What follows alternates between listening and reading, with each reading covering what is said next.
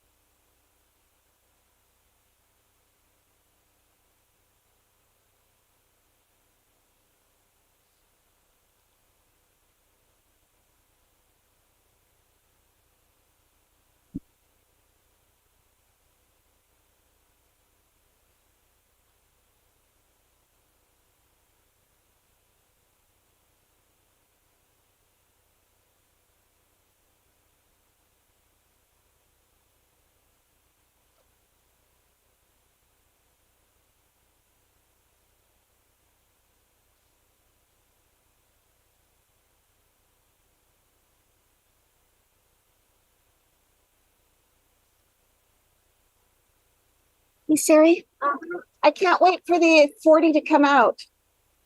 What's that?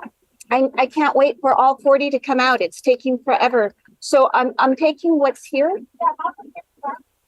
It'll go to the public. I'll wait for one more.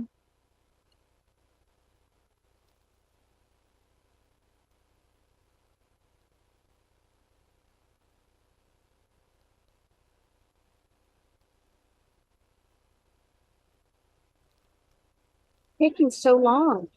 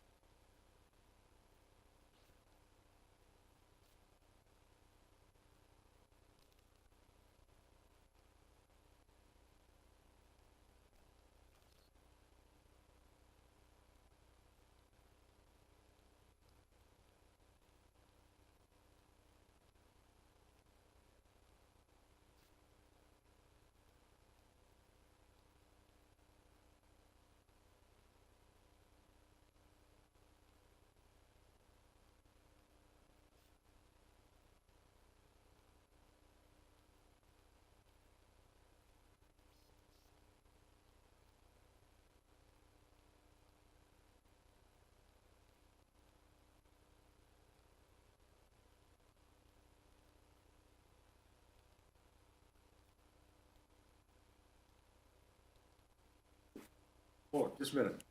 Let me back up. Flag salute. Please join me on the flag salute.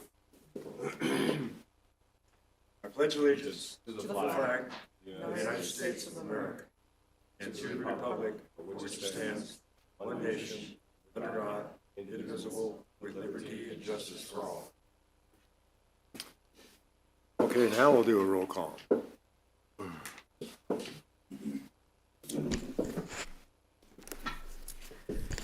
Richard Johnson, Here? Anthony DiMattei, Here. Robin Dahlgren. Here. Daniel Woodward. Mark Watts. Here. Jeff Roting. Here. Thank you. Okay, thank you. You see, I want to welcome everybody to today's meeting, and it's open in-person attendance. It's open to in-person attendance and may also be observed online through Placer County website. In an effort to encourage the public to engage in the process, our public comment for this meeting will be offered in person or through a remote virtual process. Citizens who wish to comment virtually today should be prepared to comment via the Zoom platform. To join online, click on the link on the Planning Commission homepage. Please make sure your microphone is muted. You may also call in using our toll-free numbers to hear the meeting at 888-788-0099 or 877-853-5247. And please enter the webinar ID 835-0330-0984. Please press 6-star mute to mute yourself. If you would like to make a public comment virtually, please raise your hand with the hand icon at the bottom of the page. If you are calling in, please press *9 to raise your hand. Please be prepared to speak at the time that I open the public comment for a specific item you would like to address, which may include public comment for matters not included on the agenda, consent item, or a timed item. If in attendance in person today, we kindly request that once you have commented on your item, return to your seat or leave the hearing room from the exit-only door to accommodate for physical distancing and allow for others to provide in-person public comment. Each commenter is entitled to 3 minutes of comment time. Thank you for your patience as we work to preserve the safety and health of all the meeting participants and ensure that each citizen who wishes to comment has the opportunity to do so. Please be advised that today's hearing is being recorded. Okay, at this time, we'll ask for the Planning Director's report.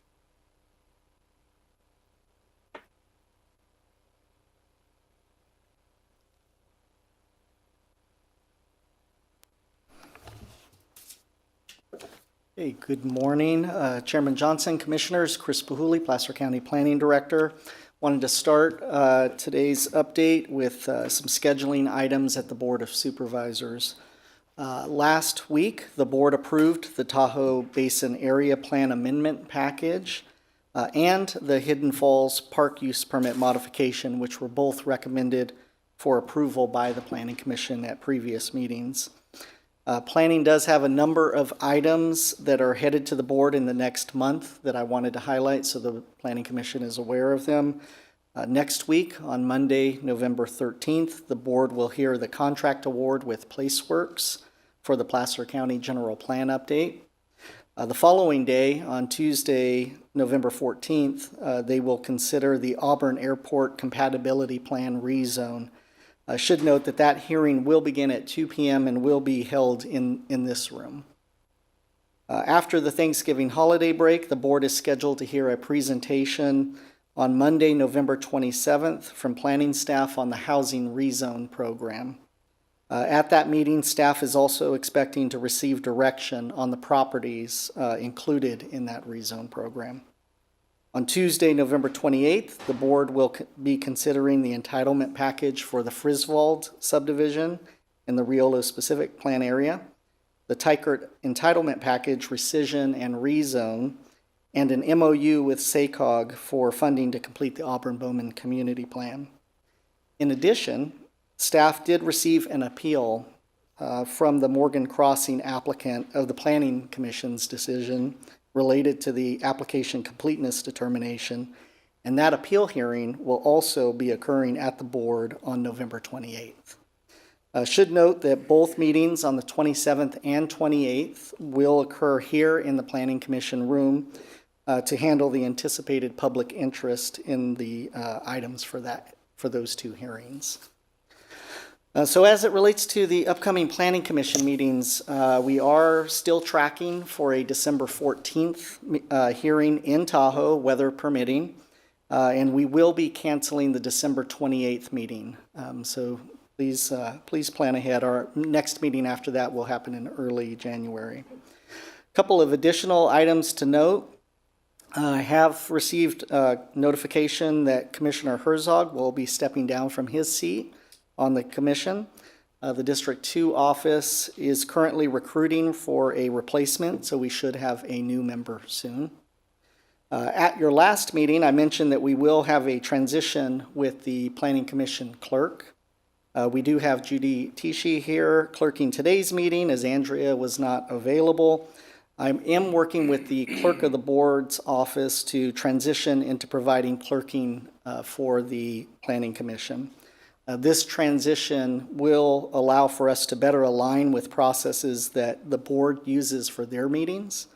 I am expecting that the transition will occur over the next couple of months, and I'm looking to perhaps a January timeframe for their involvement in meetings and as point of contact for the members. So stay tuned and continue to use both myself and Andrea as points of contact. But again, that will be transitioning to the clerk of the board with the new year. Lastly, I wanted to mention that we will again be looking forward to sending members to the League of California Cities Planning Commissioner Academy. It will be taking place in Long Beach, March 4th through 6th. So please expect an email on this from the planning team, and I'm hopeful that all can attend. That concludes my update to the commission. I'm happy to answer any questions. Questions? If we have bad weather for the Tahoe trip, will we do it here remotely, or will? It's likely that we would do it remotely, Okay, yeah. instead of scrubbing it? Okay. Yep, So plan on the 14th part. yep. Okay, well, thank you. Okay, thank you. Okay, at this time, I'll open it up for public comment, and this would be for any item that's not on today's agenda. Is there anybody in the audience that has a public comment they'd like to make on anything not on the agenda? See no hands go up, we'll check with the virtual folks. Anybody? We have no hands from our Zoom callers. Nobody? No, we have nobody. Okay. Okay, with that, we'll close the public comment for items not on the agenda. And we'll move on to the consent agenda. And so is there anybody on the commission that wants to pull an item off the consent agenda? Anybody in the audience? Anybody online?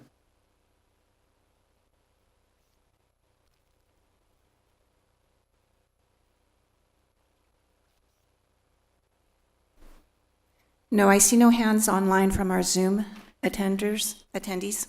Okay. So with that, then we'll bring it back to the commission for a motion. I'll so move approval of the consent agenda. Is that? I'll move to approve the consent agenda. Okay. Second. Okay, we have a motion and a second.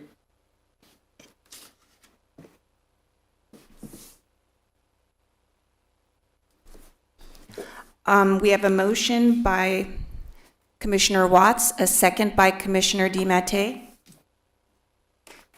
Okay, we'll do a roll call.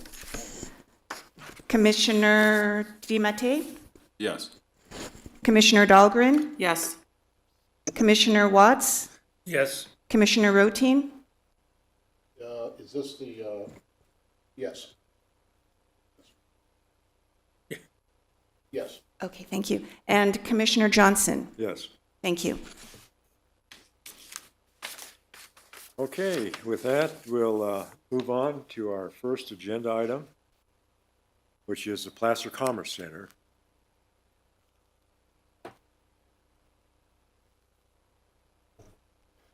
Good morning, Mr. Chairman and the Commissioners. Jared Peters of the Planning Services Division. I'm here to present the Placer Commerce Center large lot parcel map modification proposed by property owner and applicant Buzz Oates Construction.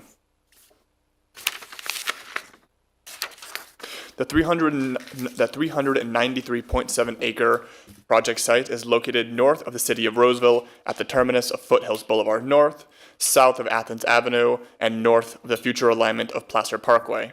The site encompasses 3 parcels, 75.09 acres, 153.8 acres, and 163.7 acres.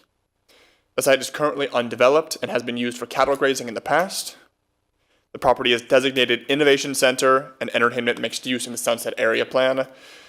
And it also has split zoning consisting of Innovation Center, Special Purpose, and Entertainment Mixed Use, Special Purpose. On December 13th, 2023, the Board of Supervisors approved the Placer Commerce Center project to include up to 6.4 million square feet of flexible industrial space in up to 16 buildings. The proposed modification to the large lot tentative subdivision map would not expand the approved area. On May 25th, 2023, your commission approved a four lot large lot parcel map. The large lot map is for financing and phasing purposes and carries no development rights. This allows the developer the ability to process small lot maps. Oh, too far. There we go. This allows the developer the ability to process small lot final maps in an orderly fashion where one small map does not depend on another, providing flexibility in the order in which the applicant sells, sites, or develops buildings within the project based on market demand. I'll now briefly go over the proposed modifications to the conditions of approval. Condition 6 was modified to clarify the county's requirements pertaining to easements between adjacent lots. And Condition 7I was modified to remove the requirement for reciprocal parking and to clarify the county's requirements for reciprocal circulation and access. Condition 9, likewise, was adjusted to clarify the county's requirements pertaining to the maintenance of the Placer Parkway area, while Condition 11 was modified to change the trigger for annexing into the applicable sewer district to be at improvement plan approval rather than at the recordation of the large lot final parcel map. Conditions 12 through 15 were modified to adjust the trigger for creating or annexing into a CSA zone of benefit to be at first small lot subdivision map rather than at each large lot final parcel map. So 12, 13, 14, and 15 have all had the same change made to their language. The project would still be split into 4 phases, optimizing the build-out to meet current and future market demands. For that reason, flexibility has been built into the parcel entitlements, or the project entitlements, to allow for modification to the site plan, parcel size, and building sizes to meet tenant demand. An environmental impact report was prepared for the Sunset Area Plan and Placer Ranch Pacific Plan and certified on December 10th, 2019. Placer County, as the lead agency, determined that the Placer Commerce Center project required the preparation of an addendum to the EIR due to the requested Sunset Area Plan amendments. The large lot parcel map modification is being undertaken pursuant to and in conformity with the approved Placer Commerce Center project and conforms to the Placer Commerce Center phased vesting subdivision tentative map, conditional use permit, and associated conditions of approval. No changes in the project have occurred that would necessitate the preparation of a subsequent environmental review. So, today, staff is recommending the Planning Commission take the following actions. Determine the potential impacts of the proposed Placer Commerce Center large lot parcel map modification, which is part of the Placer Commerce Center project, are within the scope of the analysis of the 2019 Sunset Area Plan, Placer Ranch Specific Plan Environmental Impact Report, and the subsequent 2022 addendum prepared for and adopted for the Placer Commerce Center project, subject to the findings found in the staff report packet. And two, to approve the Placer Commerce Center large lot tentative parcel map modification, PLN 2300358, to modify the approved Placer Commerce Center large lot tentative parcel map, conditions of approval as found in attachment B of the staff report packet. I'm available for any questions you may have. Any questions?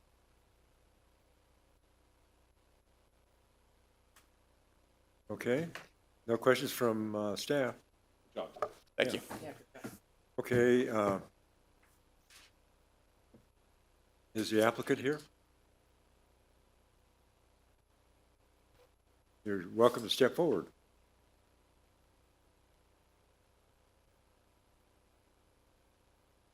Good morning, Commissioners.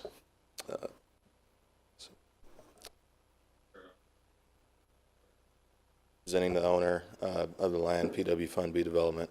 I would just like to say thank you all for all your work over the last 2 years or so in getting the project to this point.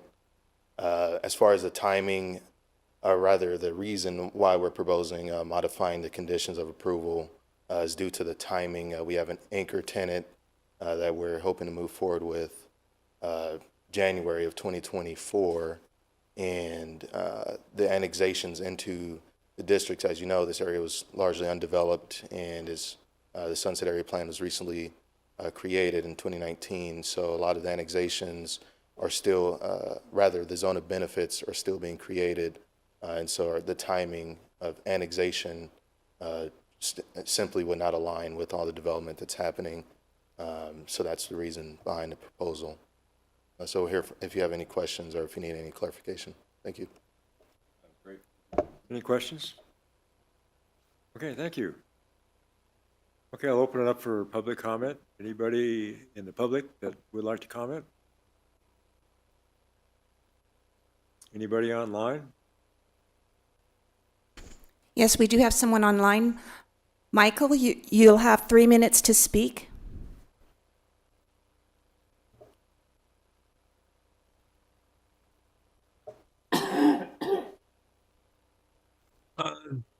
Good morning. This is, are you hearing me now?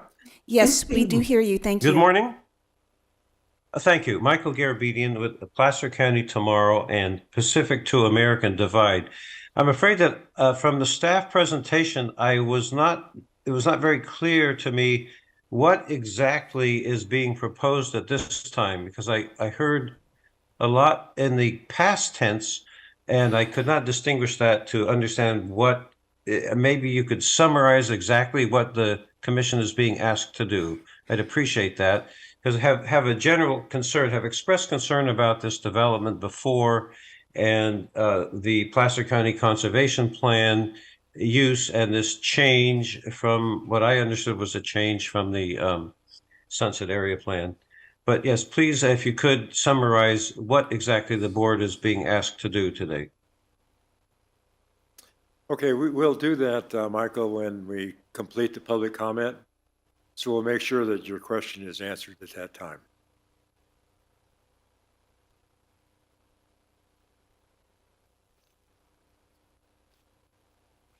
Thank you. Okay, anybody else? Again, we have we have 4 callers in on their telephones. If you'd like to raise your hand, remember to press *9.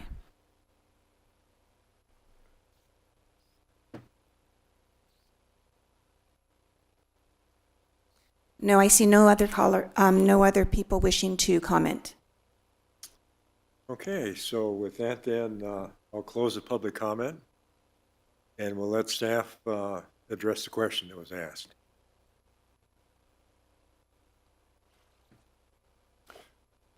Jared Peters with the Planning Services Division. Once again, to answer Mr. Garabedian's question, briefly what we're proposing is to simply modify these conditions, 6, 7I, 9, 11, 12, 13, 14, and 15, To briefly go over the changes here again, 6 is largely just adjusting wording regarding the condition stipulating exactly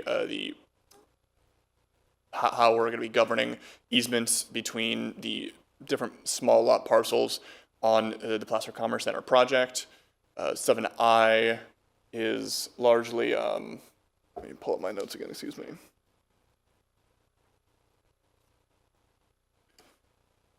So 7I is modified. It's modified to remove the requirement for reciprocal parking.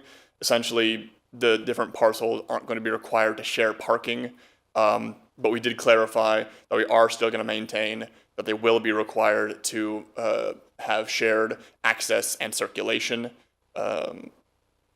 Moving on from there, number 9.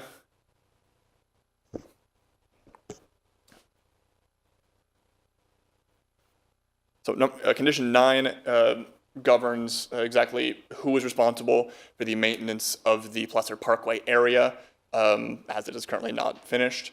What we're doing here is primarily just reinforcing that the applicant is responsible for the maintenance of that area. Then condition 11 is adjusting the trigger for when the applicant project must annex into a sewer district. Previously, that was at recordation of large lot final map. Currently, that's going to be, or that is proposed to be changed to at the time of improvement plan approval. All right, my clicker's not working.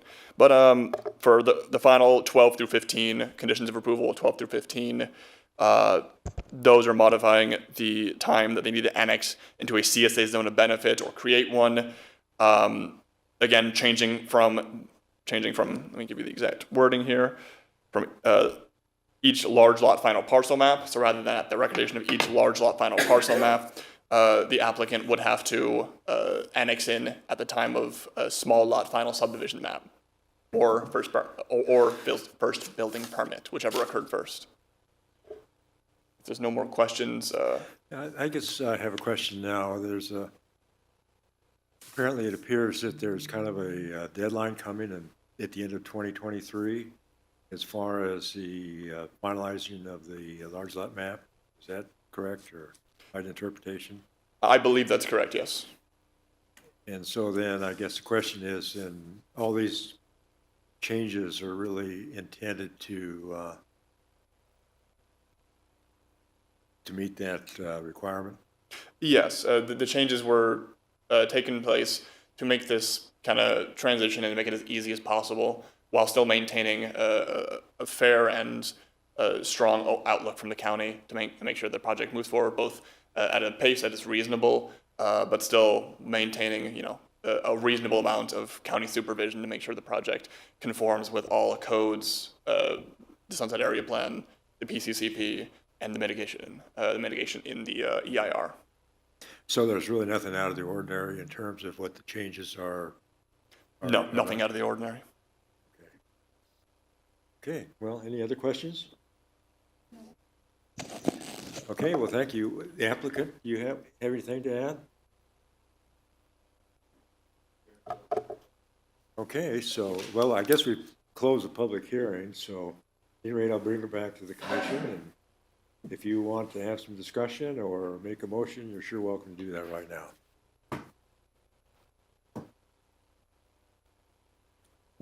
Could I just make an observation? If I could repeat back what I think I heard just in more layman's terms. Basically, the applicant is seeking changes to the tentative map, and in that process, we're tightening up some of the requirements for the conditions of approval in a holistic package. That's kind of how I'm seeing it, to allow them to get to where they're trying to get to with their first anchor tenant. That's how I heard this whole process. So does that seem correct? Okay, That- well, that maybe is I'll let correct. staff answer the question. Yeah. Yeah, I'll just add, I think it's largely correct. They're wanting to get to a point of finaling their large lot map. Yeah. There's adjustments to the conditions that allow for that large lot map to be finalized, adjusting triggers to different parts of the small lot map process or building permits. Thank you. Okay, further discussion or a motion? Are we ready for a motion? I'll make a motion that the planning commission take the following actions. One, determine the potential impacts of the proposed Placer Commerce Center large lot parcel map modification, which is part of the Placer Commerce Center project, are within the scope of the analysis of the 2019 Sunset Area Plan, Placer Ranch Pacific Plan, Environmental Impact Report, SCH 2016112012, and the subsequent 2022 addendum prepared for and adopted for the Placer Commerce Center project, subject to the findings found in the staff report packet. I'll second. Okay, we have a first and a second, and so we'll be ready for a roll call. We have a motion by Commissioner DiMattei, a second by Commissioner Dahlgren. Commissioner DiMattei, Yes. Commissioner Dahlgren, Yes. Commissioner Watts, Yes. Commissioner Ronting, Yes. Commissioner Johnson. Yes. Thank you. I also recommend the planning commission take the following action on number 2, approve the Placer Commerce Center large lot tentative parcel map modification PLN 23-00358, and modify the approved Placer Commerce Center large lot tentative parcel map PLN 23-00114, conditions of approval and as found in attachment B of the staff report packet. I'll second. Okay, we have a first and second. Take a roll call. I just would note that attachment reference should be actually Okay. attachment C. I thought you said B earlier. Sorry, just on the proposed motion, it references attachment B. It should instead be attachment C for the proposed conditions of approval. Okay. Also add attachment C to that recommendation. Second. We have a motion by Commissioner DiMattei, a second by Commissioner Dahlgren. Commissioner DiMattei, Yes. Commissioner Dahlgren, Yes. Commissioner Watts, Yes. Commissioner Ronting, Yes. Commissioner Johnson. Yes. Thank you. Okay, thank you. Now, I guess just have to go to the Board of Supervisors. No, it does not. Okay, so this is subject to appeal then. That's the final decision of the Planning Commission. And so if anybody wishes to appeal it, you have 10 days to file your appeal here at the Community Development Building, and it costs $688. So with that, this item is complete. Okay, so now we're going to move on to a request for a variance on the Simpson Water feature. And let me see, John Milburn is going to, no, John isn't going to do this, is he? Angel. I mean, Oh, the applicant is John, okay. I mean, yeah. Okay, Right. sorry about that, go ahead. No worries. Thank you, Commissioners. Jennifer Bias, Principal Planner, Planning Services, here to present the Simpson Water Feature Variance Request. And I'm going to try to go slow. There's a lot of background and history on this one, so feel free to stop and ask questions. I'll do my best to answer them. We also have Tim Wagner, the building official, here if we have any specifics to building permits and how our codes interrelate. Again, the project that's being proposing a variance is located 8385 West Hidden Lakes in Granite Bay. It's approximately 1 mile southeast of the intersection of Douglas and Auburn Folsom Boulevard, again, right next to Folsom Lake. We're in the Granite Bay Community Plan, and the community plan designation is low-density residential, 0.4 to 0.9 units per acre. And the zoning on this one is RSB 10, single-family residential with a minimum building site of 10,000 square feet. Shown there in the yellow with our parcel that is party to this request, shown in blue. And I did kind of want to stop here and point out that our parcel does back on to open space area that was created with this subdivision. I believe the subdivision was created in 1974, if I think, or it was either that or 68. So this is one of our early subdivisions out in Granite Bay. And within that open space, there are two man-made lakes or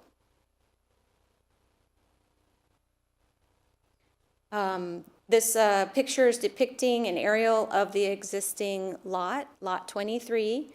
It's 0.36 acres. It's developed with a single-family home. As you can see, that open space, there is, again, the connecting water, a little creek that connects the two lakes. And I also wanted to point out one of the features, I'm sure that'll come up, is this is a filter and pump system that is related to these two water features, and that is located in the open space. Here's the property line, the approximate property line where the fence is. So a little bit of background. In February, and I apologize here, my date is actually incorrect on this slide. I caught it this morning. In February of 2022, backyard improvements began on this property that included an outdoor kitchen, gazebo, and some backyard landscaping, including the water feature that we'll be discussing here today. Shown on the two pictures depicted here is the gazebo that was built and the landscape improvements, as well as our water feature.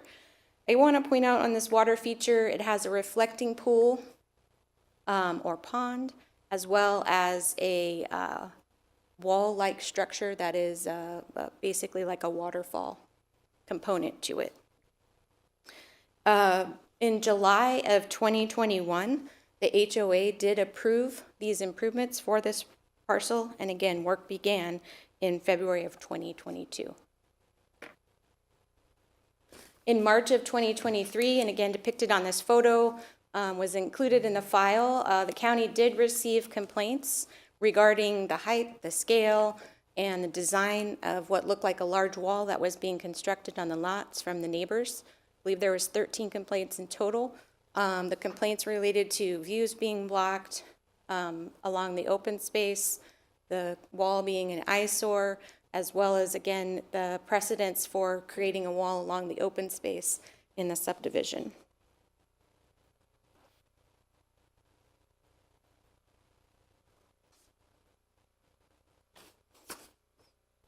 A courtesy notice was issued with an act for requesting an after-the-fact, or a discussion began about after-the-fact permits for both the outdoor kitchen and gazebo, as well as the water feature. And between March and September of 2022, the property owner and the county continued a dialogue regarding the permit requirements for the water feature. Then in August, an after-effect building permit was issued on this for electrical connection. And then right after the issuance of that permit, planning realized that we had issued the permit in error and that the water feature failed to meet the setback requirements, and therefore the electrical connection, it did meet the definition for a building permit, therefore necessitated meeting the structural setback requirements. Also in August, I did want to point out that an after-the-fact building permit was issued, received, and has been completed for the kitchen and gazebo. And I want to take a moment here, included in the staff report is our definition. This definition is from the zoning ordinance that's related to structures. And the parts we'll focus in here is any man-made artifact that is constructed or erected or built into a building frame or other object, which is over 120 square feet. And then there's a lot additional information there. But the point where I'm highlighting here is or any artifact that requires a building permit. You are required to get a building permit.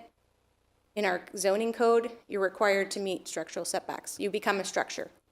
I don't know about required to meet structural setbacks, because there's quite a few exemptions and other things that could point you to what your setback might be. I also want to point on this definition here, the very last sentence, which says, note, any man-made artifact which is not categorized as a structure in this definition and is less than 120 square feet is subject to determination by the planning director as to whether it needs to meet setback requirements in applicable zone districts, emphasis added. So there is a distinction here between the building code, and I think this will come up as we talk with the applicant's representative. The building code has definitions for what triggers building permits under that code, but the zoning code is what triggers setback requirements being met. And this is the definition that comes from the zoning code. If you have to get a building permit, you're likely subject to setbacks. There is, again, some provisions about the planning director, if you're have a small structure, being able to determine that you don't have to meet setbacks. So again, getting back into where we are at with this permit, in September 2nd, 2022, after some back and forth, the planning manager provided a letter to the property owner's attorney representing the property owner, summarizing the history and clearly stating the options to move forward with this to solve the code enforcement issue. That letter is included as an attachment in your staff report. Then in November 14th, 2022, the property owner stated that he would remove the electrical connection and believing that would require or would remove the requirement for a building permit, and therefore it would not be a structure. Then in March of 2023, an application was made requesting relief from the 5-foot standard, and that would allow a variance that would allow the feature to stay as it's located and to have the pump equipment for the waterfall. Again, there is quite a bit of history here in the letter from the planning manager. It was stated in there a 10-foot setback would be required. That is correct. The rear for this property is a 10-foot setback. Today, the request for the variance will get into more detail, but here my last bullet point is this has been determined the best, most clear definition is pool and related equipment, which is actually a 5-foot from the property line. So what is being requested is relief from the 5-foot property line standard for pool or equipment. I will note the reflecting pond does not actually meet the definition in the building code for what a pool is. So it is not a pool, but it is similar enough that that determination has been made that we're going to go with pool and pool-related equipment, right? If you install a pool, you often have pump and filter, and we'll get into a little bit more of that as we go through this presentation.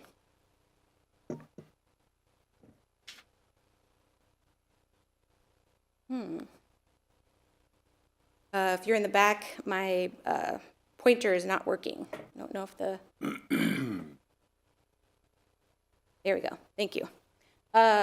Variance, so again, here we're requesting a variance. This is showing the site plan, and the water feature wall is here, and then here's the reflecting pond.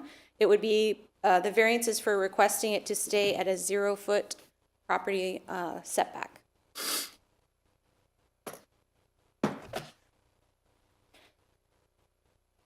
The other item I wanted to discuss here is typically, right, that variances are heard at the zoning administrator. However, given the property and community concern related to this item and the conflicting information that has been between the county and the property owners, there is a provision in our code that allows the planning director to forward items to the planning commission.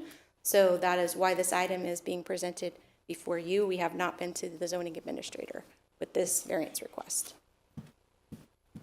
And I did include quite a few site photographs.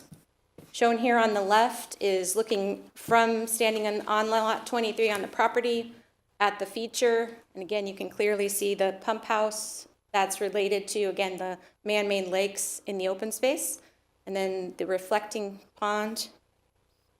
And then on this side, this is standing in the open space lot looking at the feature. You'll notice here that this is a cabinet that you access the equipment. In going a little closer, this is our related to the ponds, the filter and system for the ponds. This is actually an opening in the wall that shows the structure and what's inside that structure, the equipment that's related to the filter and the pump for the water feature. Again, just took some series of photos of what are people looking at, so you would have some references here. Facing northwest, facing northeast, I believe. This is actually looking from the public street. There's a little bridge as you enter into the subdivision. This is looking across the reflecting pond, or excuse me, not the reflecting pond, the man-made pond, back at the pump house, and I will point to you where the pump house is. So that is the pump house related to this pond with the filters, and that wall feature sits right behind that. Again, more site photographs looking in from the property, and then there's an aerial here looking down. There's where that property is. Again, you can see how it relates to the rest of the open space features. So when staff considered this application, we were looking at the standards of how we grant variances, and approval of the variances. Item A here is really what we're looking at. Are there special circumstances on the property that would include size, shape, topography, locations surrounding that would be unique to this property that would deprive the property owner of privileges enjoyed by other properties in the vicinity and in the same zone class? And after the review of this, there are other areas on the property that this structure could have been placed, and therefore staff's determination is that we cannot meet the findings. I believe finding A of there are unique circumstances to this property to grant relief from the variance. This could be set back or moved to another location on the property.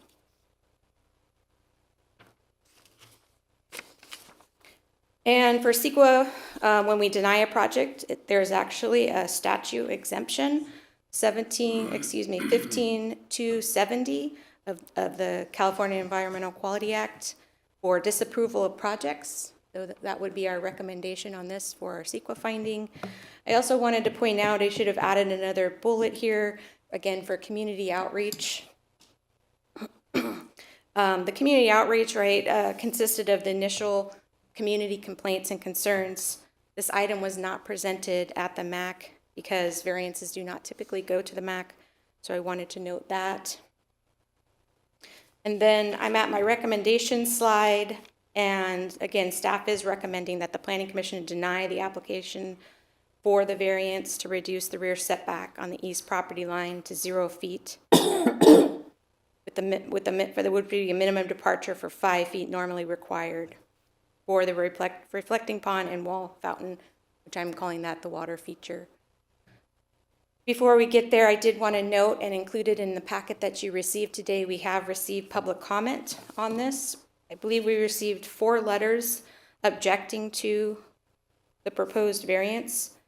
One from a Kate Lyons emailing objections to the variance and the water feature.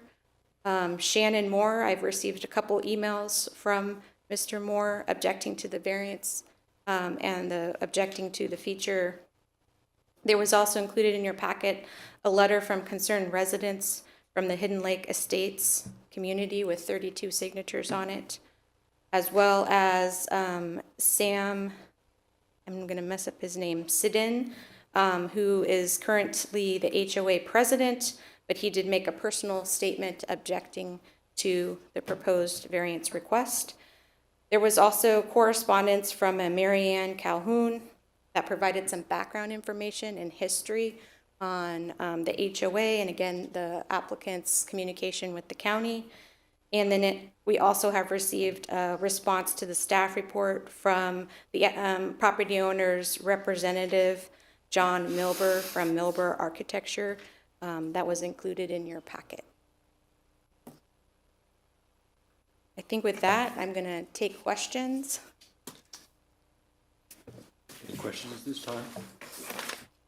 I have a quick question, Jennifer. You did say you are considering this as a pool. When the application came in for the variance, planning staff looked at it and made the determination that it's similar enough to pool and equipment that the setback could be included in that section for pool and equipment setbacks. Okay, because we don't have a separate section for reflecting pond. Correct, we do Okay. not. Okay, thank you. Does this go, I guess it's a HOA question. Seems like everybody's backyard has a wrought iron fencing. Does this go against what the HOA is approved? It's not supposed to be a solid wall because then all of a sudden everybody could build solid walls. So that is, I guess, one of my questions as I look at this. So I think from the planning perspective, we looked back at the conditions of approval. Again, this is quite an older subdivision. I think there's about 30 conditions related to this subdivision, none of which required the county to regulate if a solid structure or fencing went in around the open space. Okay. Like in today's subdivisions, that would be something we would be negotiating, like how the community envisioned that open space, with encouraging those types of features to not be walled off for safety concerns. But this Yeah. subdivision, the county does not regulate it, and I do not know what the CCNR state. Yeah, I Except- should also point out that there were some public comment letters that I believe attached a legal opinion from the HOA's representatives, and you may hear that during the public testimony as well. But as Jennifer pointed out, the county would not be involved with enforcing those Okay, CCNRs. that's what I thought. I think I That's can what was answer trying to get Anthony. to. I can answer Anthony's question, though. According to this document, it says Article 7, Section 15, says there shall be no block walls on homes that have, about the CID that block the view of the lake. That's just from their HOA, but we're only concerned here, not with the HOA's direction, just the county's direction. Yeah, that would be the private thing the HOA would have to enforce on its members. Yeah, no, I was just for my own thoughts when I'm Yeah. looking at all these pictures, but thank you. Go ahead. Yeah, just a couple quick questions. When you were just discussing the provisions under law that apply to a variance, you did mention in response to that, that there were maybe some other locales that would be suitable. Can you describe any of them, or I'm just kind of curious what you might have thought about those? I'm going to scroll back to maybe an aerial or Perfect, even a thank you. site plan here. Right, the pond or this feature could have met the 10-foot setback from the property line and still been installed. If we were considering a structure, again, with the pool and equipment, it could have met the 5-foot setback. It Okay. also could have been placed in a different location. There's areas on the property that could have been placed that would have met the setback. But it probably wouldn't have met what I would imagine is the homeowner's goal, which is to have a nice backyard that also seems to block out the pump house. I mean, I believe that is stated in the information and the justification statement that the applicant did provide. However, that is not one of the criteria that we look at when we're, you could still achieve those goals and meet the setback requirements. thank you, that's good. The other question I had, the built structure is how tall? I believe it's 5 feet. Okay. And then the variance request is all the equipment in a structure that's less than 6 feet. But if it was moved in further, that would seem to block even more the neighbor's views. If you have a 5-foot structure and you pull it in and kick it up to 6 feet, that would, by math, would seem to block perspective. Yeah, and I think this is where we get into this slightly complicated, if we were just looking at a lot, how high of a wall could have been constructed along that line of the property.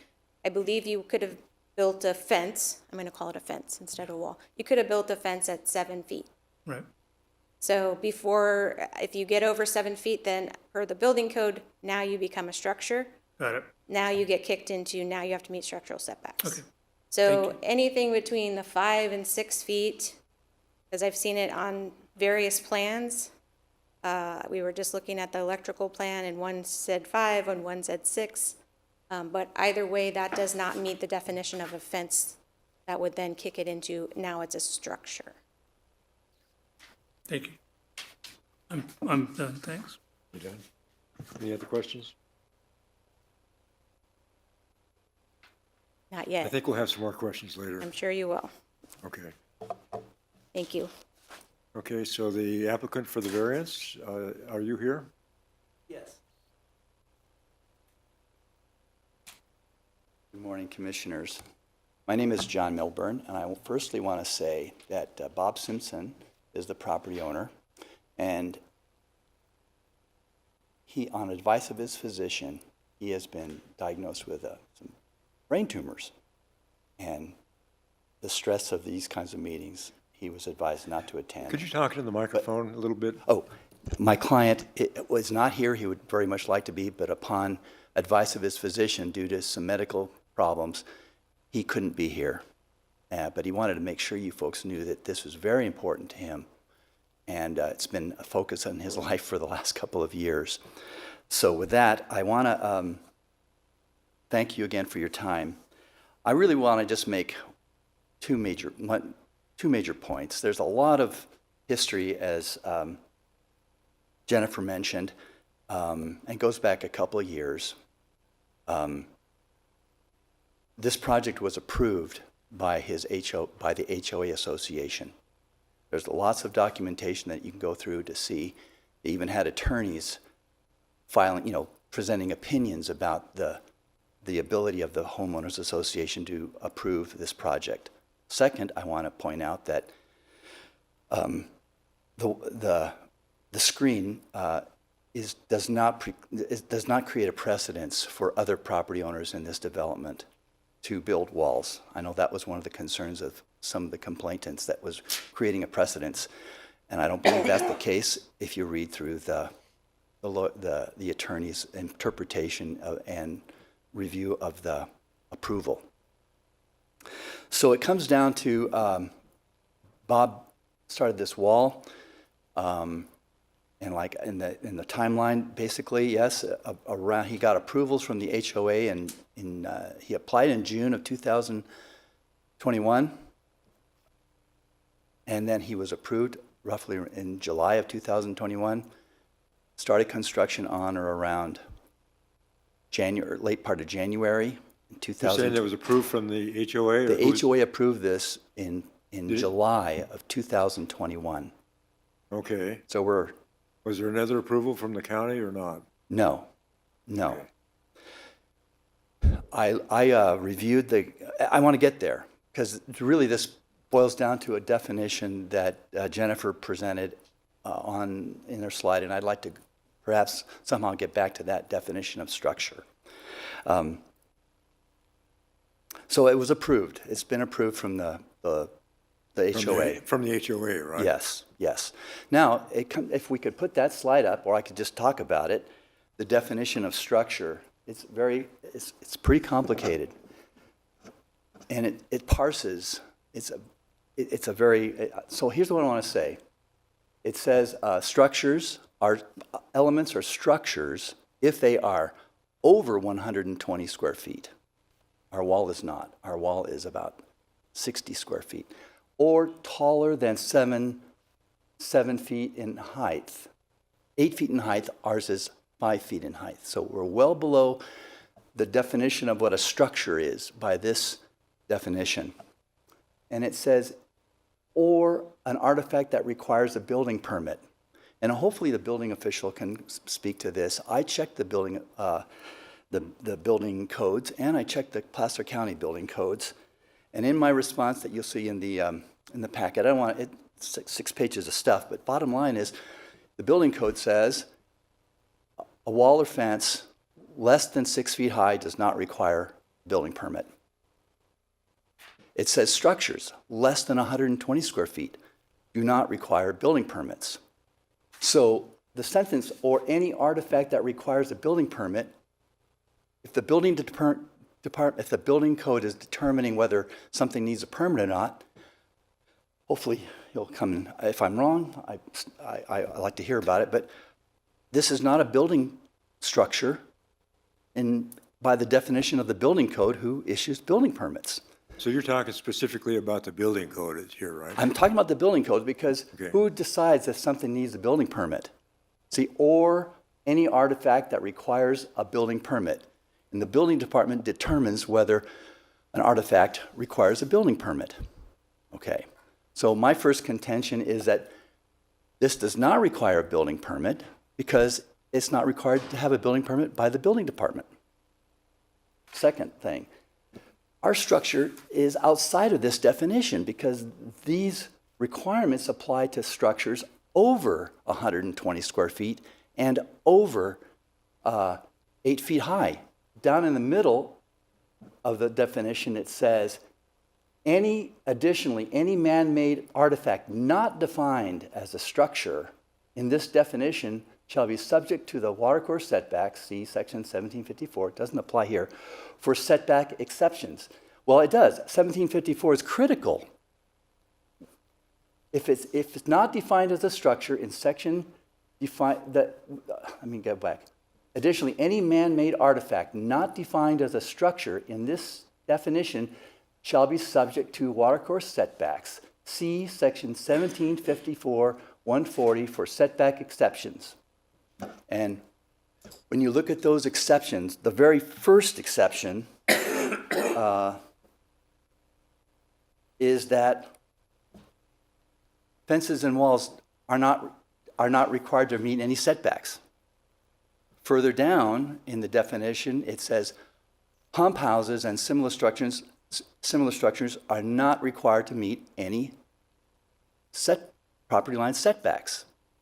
Our argument has been that this is if you take the electrical part out, if you take the pump part out, this is just a wall, which I think everyone could agree is just it's a fence, whether it's chain link or wood or wrought iron, it's a fence, and it meets the definitions of a fence. Now, let's see.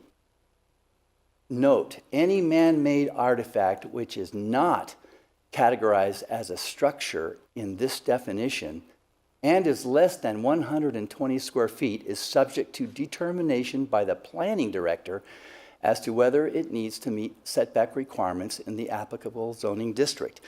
In our case, the zoning, what did they call it? The planning director was a gentleman named George Rosasco. And we've had numerous communications with George. When you look at the background and comments, you'll see I had written numerous letters in 2023, earlier this year, about why is this structure why are you deciding that this structure this wall is a structure?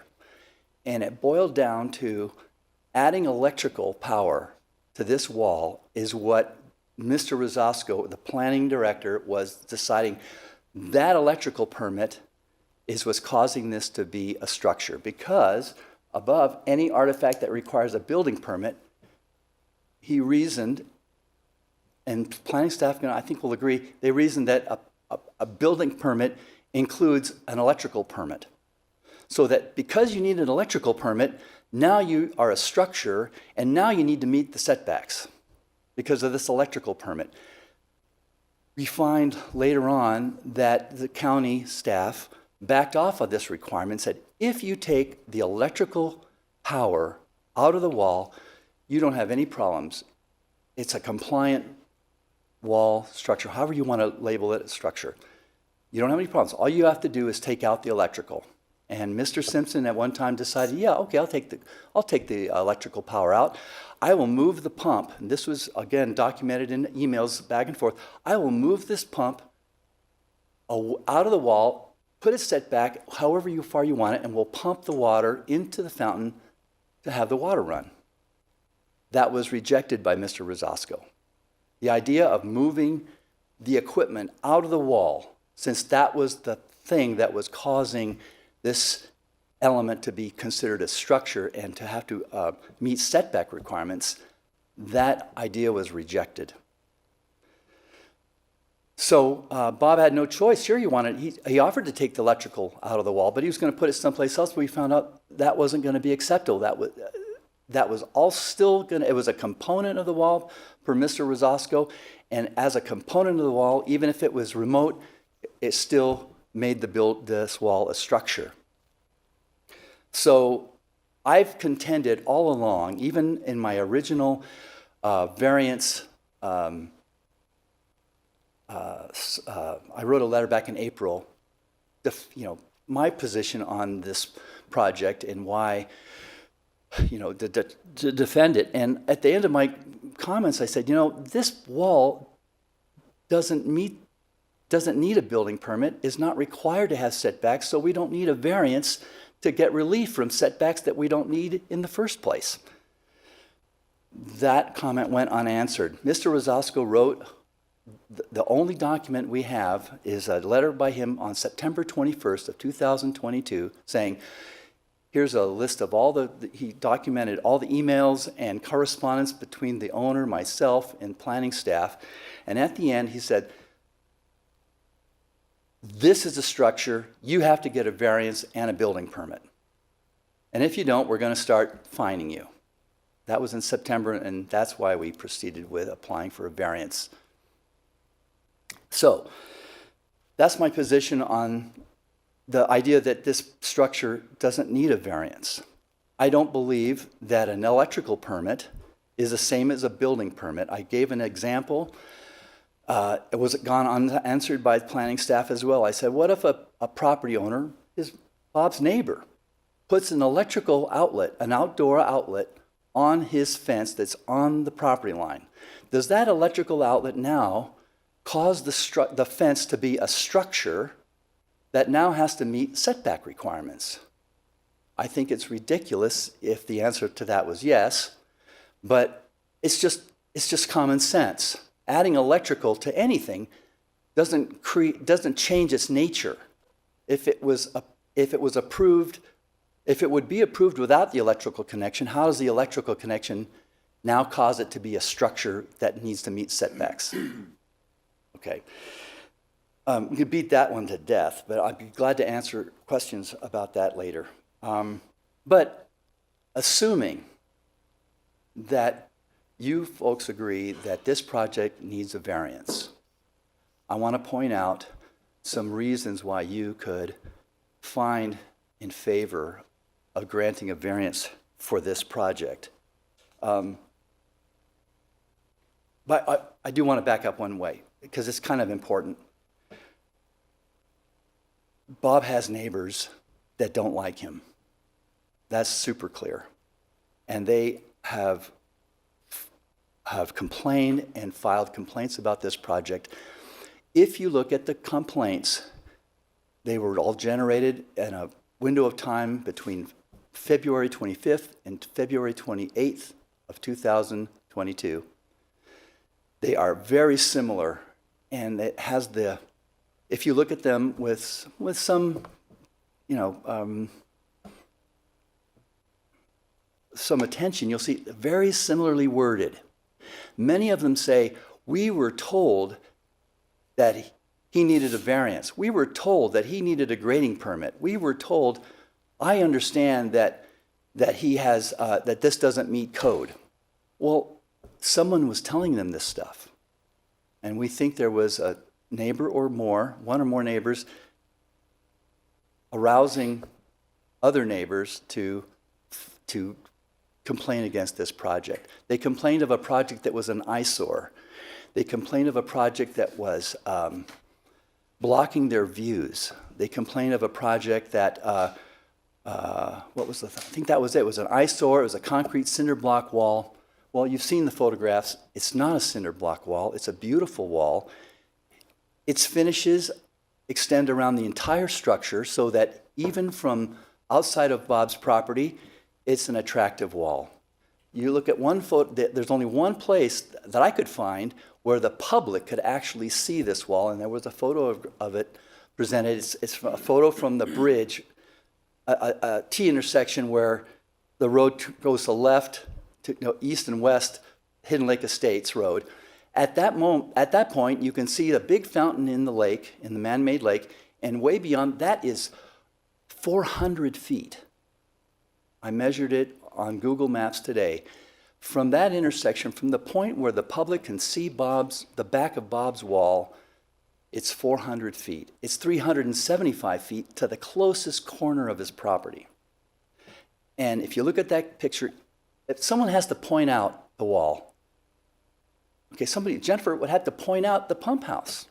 Now, that said, I don't think it's an eyesore. I think it's an attractively designed wall. Bob went through spent a lot of money trying to make this wall meet all the complaints that were, people said, oh, it's too tall. There was a section at one time that was 8 feet tall because it had a scupper, a metal scupper. We jackhammered 2 rows of concrete block off the top of this wall. We knew that 6 feet, we were thinking 6 feet was the maximum height. We jackhammered it down to be well below the height that anybody could say this wall's too high because the grading on the backside had been modified based on where the grading used to be, and we built from that point. We could have had a 6.5 foot high wall, but we decided we can't prove where the existing grades were once this is done. So we made the wall as short as possible to meet its main requirement. The absolute main requirement of this project for Bob was, I don't want to look at this pump house. It's dilapidated. It doesn't even meet the HOA requirements for roofing and materials. I don't want to see it. When you look at the photographs that were presented, you'll see the wall still doesn't completely cover the pump house. You can still see the top piece and a little, ventilator on top, but it blocks it enough. The reason the wall is in the middle of the property is because that's where the pump house is. If you look at the site plan, you'll see the pump house is not to the edge of Bob's property. It's right in the middle. It's right in his field of view. Another complaint was that it was going to block views. You'll notice on the site plan, the property is 90 feet wide. This wall is 30 feet wide. So there's 30 feet of setback on either side of the wall to the property line.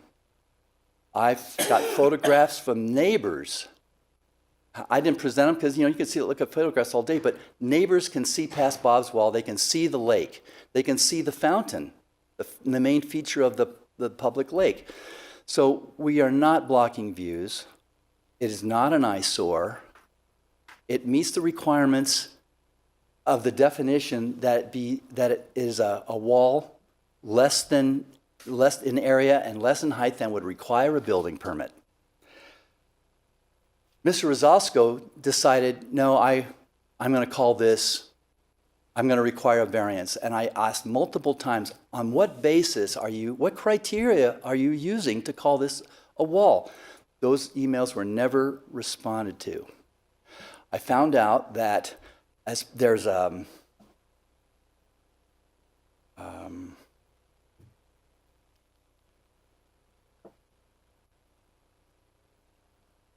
process for the planning director. There's a design. Let me see what it was called. I mentioned it in my comments. In accordance, there's a section in the zoning code 1750-060, a development review committee is to be convened to review applications for variances and advise the zoning administrator, planning commission, and board of supervisors on such applications. And I said, despite making numerous requests for this design review committee report and findings, none was ever provided. As far as I know, Mr. Rosasco decided that this wall was not in conformance with the zoning code without any input from anybody else. There may have been neighbors pressuring him. There was a lot of political stuff, I think, going on behind the scenes. I can't speak to it because I don't witness it, but I could not explain to myself why there's so many reasons for this wall to be approved that it wasn't approved. That said, if you decide that this project does in fact require a variance, you need the findings in order to make that determination. I provided those findings in my comments that were included in the comment package, but I want to spell them out specifically. The first finding that there are special circumstances applicable to the property, including size, shape, topography, location, or surroundings, and because of such circumstances, the strict application of this chapter would deprive the property of privileges enjoyed by other property in the vicinity and under the identical classification. Again, I come back to the pump house. There's an old dilapidated pump house in the common area approximately 10 feet from the rear line, roughly in the middle of the field of view of the backyard, Bob's backyard. No other property in this development has this condition. This property is hindered in its unsightly view of the pump house and by noise when the pump house is operating. That's the purpose for this wall. The purpose for the second finding I offer, the location of the wall on the property line is consistent with other property in the development that enjoy the entire rear yard area. In other words, if we had put this wall 10 feet back or 5 feet back, we would be devoting a significant amount of area to the open space, depriving Bob the use of his land. If you look at this site plan and the way he's got his bocce ball court laid out, it'd be a very congested backyard. And so by requiring, I mean, it's kind of a backside argument, you know, you gotta have a setback, but now you're losing the use of your property in order to have the wall that protects and screens the view, your view of an unsightly feature that's just for your property. The third finding, I'd say, the wall and water feature does not encroach on any adjacent private or common area land use and does not block neighbors' views. It does not block neighbors' views. From 400 feet away, you can see it from the public view. I think its impact is negligible. Second finding, the variance authorized does not constitute a grant of special privileges inconsistent with the limitations upon other properties in the vicinity and in the same zoning district. I write, the wall is 5 feet tall, just enough to screen the pump house. It is 1 foot shorter than a typical fence that would be permitted on any other property in the development. We're not being granted special privileges by allowing this wall. Number 3, the variance does not authorize a use that is not otherwise allowed in the zoning district. The proposed use is consistent with similar existing uses in the zoning district. The development has a water fountain. It's a big feature of the Hidden Lake Estates, and is much grander in scale than the proposed use. So we have a water feature that's no different, although much, much smaller than the other water features on the property. Okay? Number 4, the granting of the variance does not, under the circumstances and conditions applied in the particular case, adversely affect the public health or safety, is not materially detrimental to the public welfare, nor injurious to nearby property or improvements. I write, public health and safety are not adversely affected by the granting of this variance. The proposed use is entirely within the property boundaries and is segregated from the common use areas by a decorative wrought iron fence. The use does not create loud noises. It doesn't impact any neighbors, even the adjacent neighbors. The wall and water feature materials are of high quality and visually interesting from all points of view. This is not a cinder block wall. It's an expensive, well-designed screen. Number 5, the variance is consistent with the Placer County General Plan and any applicable community plan or specific plan. Again, the design was reviewed and approved by the Hidden Lake Estates Homeowners Association. It was found to be consistent with the CCNRs of the development. And number 6, the variance is the minimum departure from the requirements of this ordinance necessary to grant relief to the applicant, consistent with subsections 1 and 2 above. The wall and water feature is only as wide and as tall as necessary to block the view of the pump house and to provide a pleasing proportion to the design. The wall is set back 30 feet from each side of the property line, ensuring that neighbors' views of the lake through Bob's property are not blocked, even if viewing, that's what I just said. And then finally, the design incorporates natural materials that blend harmoniously with the landscaping of the common area. I do want to, you asked a question about swimming pools. I did a little more research and I asked a found question about reflecting. reflecting pools. Well, the county staff is applying a setback requirement for swimming pools. Now, we responded to a 10-foot setback requirement outlined in Mr. Rosasco's letter. Subsequently, planning staff came back with, no, you only need a 5-foot setback. When you look at, you try to do research on swimming pools, you'll find that in the definitions section, what is it, 1754-1030, swimming pools are not defined. Okay, where that structure definition occurs, swimming pools, reflecting pools, fountains, they're not defined. They're not regulated by the zoning code, I don't think, because they're not even defined in the zoning code. You have to go to section 15. Again, I don't want to do this from memory.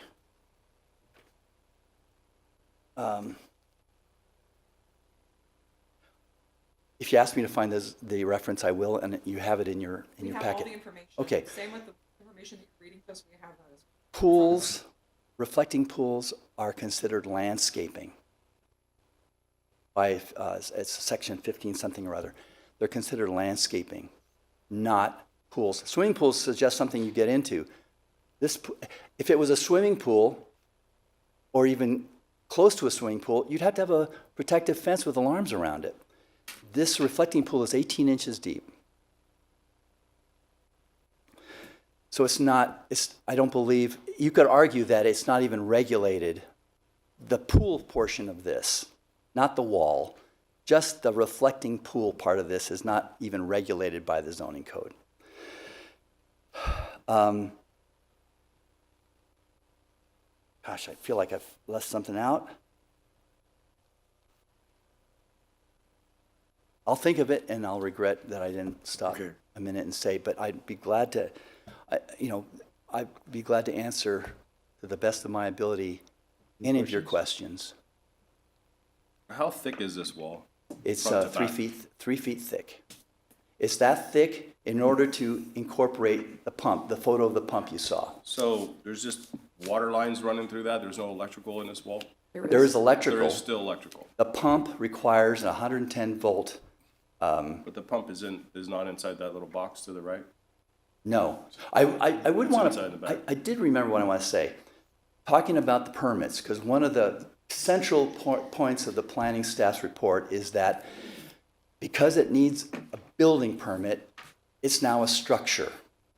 And that a structure now needs to meet setback requirements. We got a building permit. We got an electrical permit. When we submitted these plans to the county for permits, it was reviewed by building, planning, public works.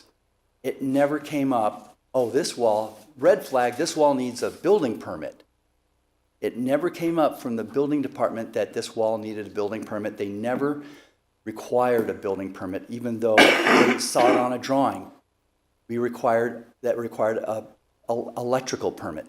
And it's in your packet, on the approved permit for the electrical work, planning went out of its way to make a statement that this wall complies in its location. And there's a copy of the permit in your packet. The permit, this project complies with the requirements of the planning zone. Now, zoning department. Now, that is in August. That was approved on early August or July. By August 19th, I think the project was finalized by the building department.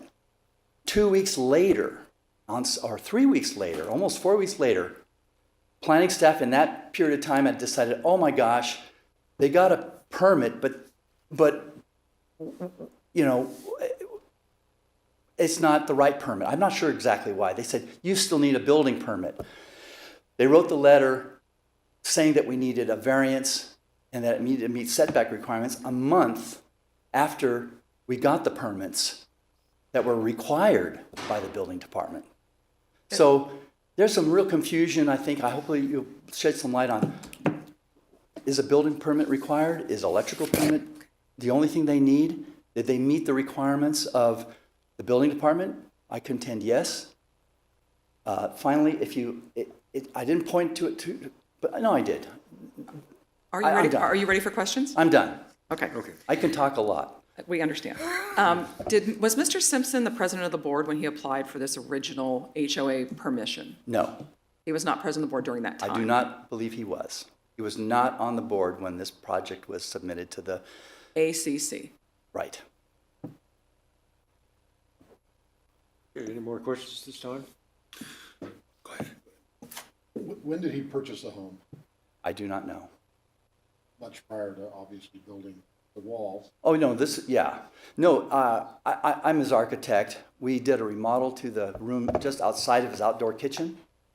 And that was probably 4 years ago. So I've known Mr. Simpson for at least 4 years, and he owned the house back then.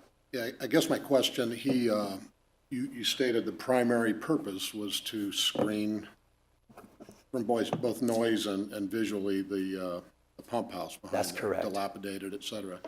Did he ever approach, or you ever approach the HOA to screen the pump house itself, landscape, wall, to eliminate the noise problem? Because it seems the same thing could be accomplished by screening the pump house itself, so. And he was on the board of directors of the HOA for quite a He- while, and he he was was. president of the board. But not when he applied for this permit. Okay, I just was curious if he ever, president or not. I don't know, but I will say, when you look at the photographs, there was a lot of effort put into screening that pump house from other neighbors. That's why it's so difficult to see in the photographs taken from the common area. I was just curious if he I approached don't know. that method. Okay, thank you. I had driven around this neighborhood because I was really curious as to what it looked like. And I know you say it doesn't set a precedence, but I don't see how that's possible. Every fence that is abutting open space, whether it's a pond or the lake or whatever, is that open steel tubing, black fencing that we all have. I live on an open space and we are required to have that as well. This wall, from where I could drive around and see, and I walked around a little, is the only one that is blocked by a wall. You're saying wall, I'm saying structure, of the community. So it's the only one. And I don't see how you say that doesn't set a precedence, or couldn't set a precedence for other people also building a wall. I'm not saying was that. I understand that the lawyers for the HOA are saying that. It doesn't set a precedent. And you can call it a structure, you can call it a wall. I don't want to split hairs about man-made artifact. It's kind of hard to even say that. Okay, well, we've heard you here, and we want to go to the public, let them talk. Very well. And then we'll give you a chance to respond later. If I need to. Thank you. Okay, with that, then we'll go ahead and open up the public comment period. And so hopefully some of you have filled out comment cards that say you want to comment, but time is now for the public to comment. Paul Kuna, you've got 3 minutes to speak. Now, if you fill out the little sheets of paper over there then that'll help us in facilitating the comments. Go ahead, sir. Do I get that time back? Yeah. I'm speaking strictly because I was the Architectural Review Committee when this first started. I don't have a dog in the fight. I'm not on the lake. I'm a few houses, quite a few houses to the east. But I do want to clarify some things and maybe make some comments. One other comment. In the package, there's an email from me, and there is a document here called a memo to EBMC and board members about a vacated board seat, and that's what got me to come and speak today. That memo was not written by me. I don't know where it came from. I have no knowledge of it, and it's a little concerning to me that there's something in there with my name on it. I'm assuming that it's been written by the applicant, but that is item number 3, and it's kind of troubling to me that something is in there in that regard that has my name on it. I didn't write it. If you look, there is I think following that, there is a memo written by me It is an email. It has the company logo on it and everything. I've never written anything like that and wouldn't. The document, the original submission, and I've had several other neighbors come up to me and say, why did you approve this? And I said, I can't tell you what's built there definitively is what I approved, but there is a set of documents, there is the submission that he gave me that because I'd been in the commercial construction business for years and years and did the contracts, I initialed every page of that. And in there were certain things that were conditions of approval. One was that there was a permit issued, and that's also on the form, the ARC form, that there be a permit or an application for a permit, that there be approval by both neighbors on either side or any neighbors abutting the property. I understand it's not in there. And then it required the approval of the board. The permit requirement, as I had on there, because I don't know all the setback rules and all of that, the board requirement was because it's an HOA property. No one has found this application. I don't think I've ever seen it again. I've asked for it. I've said either he has a copy of it and the HOA management firm has a copy of it. I have no idea what happened to them. I probably should have kept one. And then more of an editorial comment, and that is, in listening to all this and listening to all the neighbors that have talked in several points, and I'm going to let others get into the technicality of it, I get the feeling that Mr. Simpson is hoping for forgiveness instead of seeking permission. Any questions? No, thank you.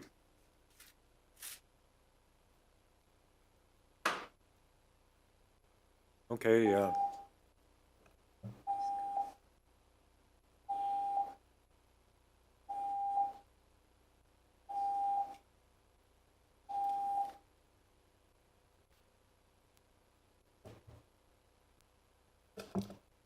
Thank you. I'm like, did I get shorter and I couldn't see it? What happened? okay, next person. We have Ed Redmond.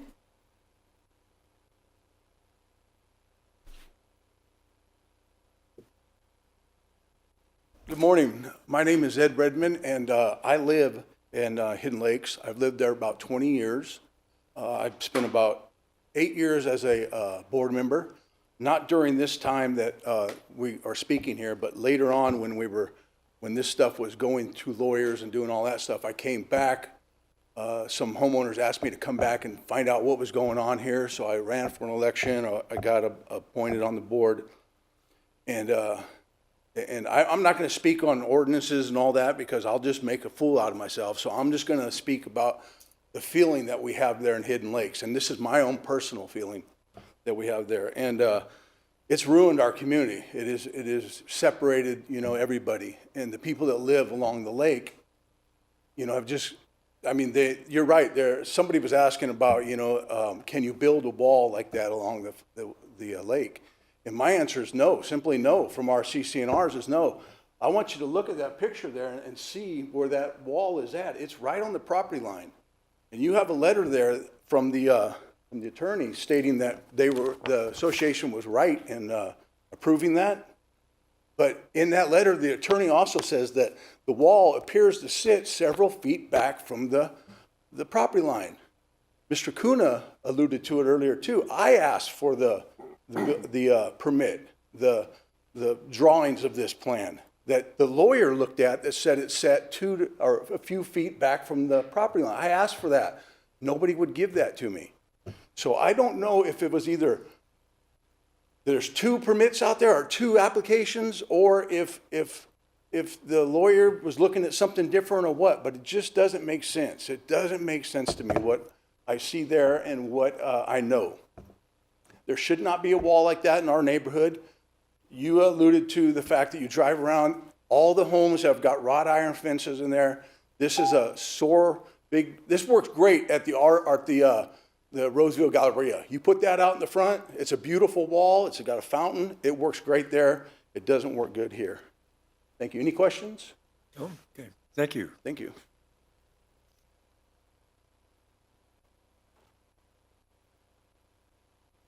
Dave Carlson.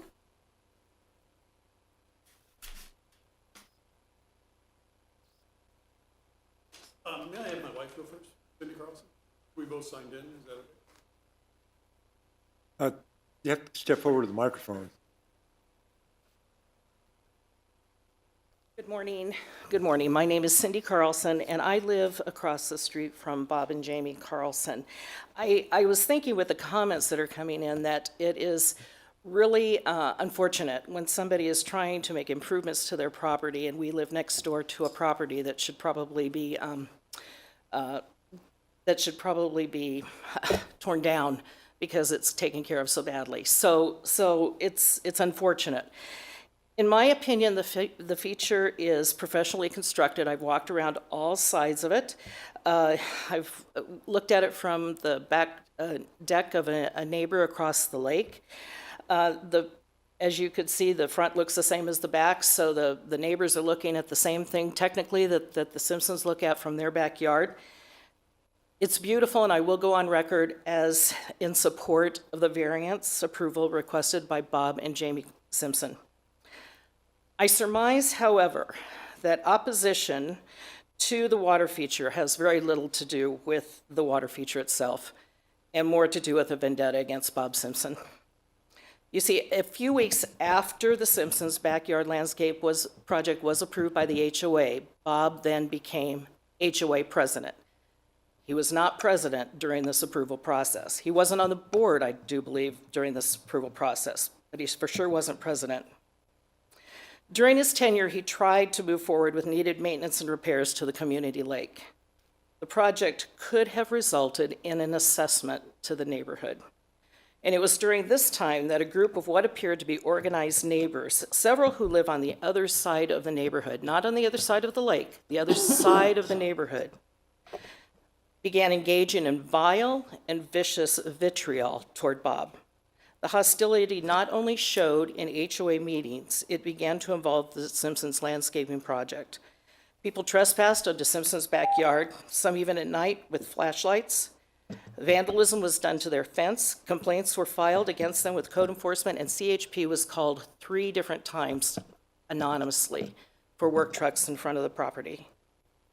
We are all guaranteed the right of quiet enjoyment of our properties. It appears that Jamie and Bob Simpson have had to endure horrendous disruption of their right to quiet enjoyment of their property, that they are guaranteed both under our CCNRs and the state of California. Thank you for this time. Okay, thank you. Can my husband now go and take this place? Good morning. My name is Dave Carlson. I am also a neighbor that lives across the street from Bob and Jamie Simpson. I support the variance request as well that's being applied for today. I fully agree with my wife's comments, Cindy Carlson, that she previously made. I saw firsthand the damage that was done shortly after his wrought iron fence went up in the backyard. Within a matter of weeks, somebody had gone out and vandalized it, appeared with a Sawzall, and damaged about half of the panels. So probably 6 of the 12 panels had vandalism that occurred from the common area. So I guess they took it upon themselves to have that common area to go back and do some damage to his property.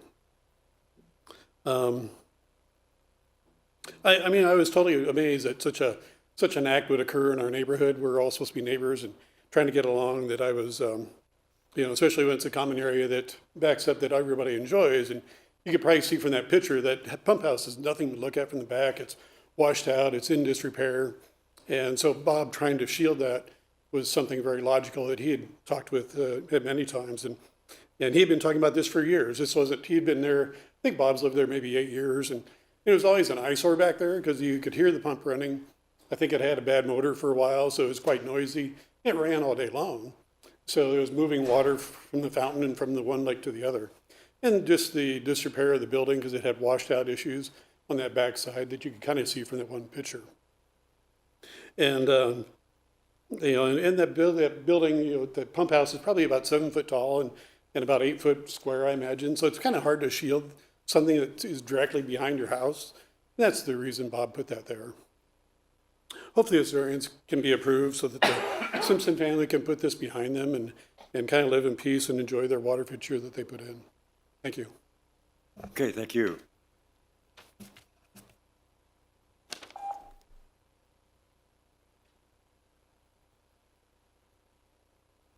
Marianne Calhoun. Good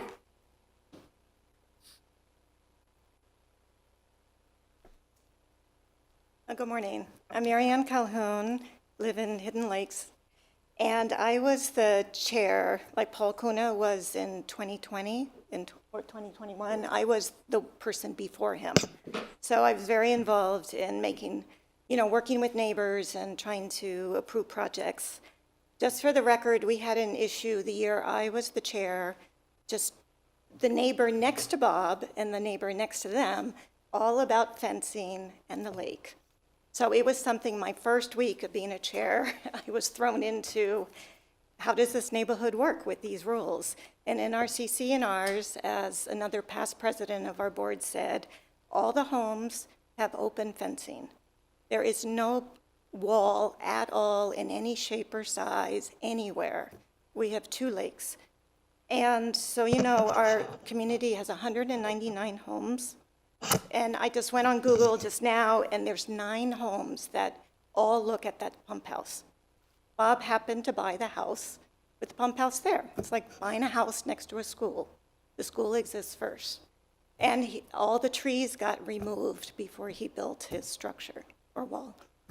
So there was, and you can see it in the first drawing of what the existing situation was. It was surrounded by shrubbery. So that has all been removed.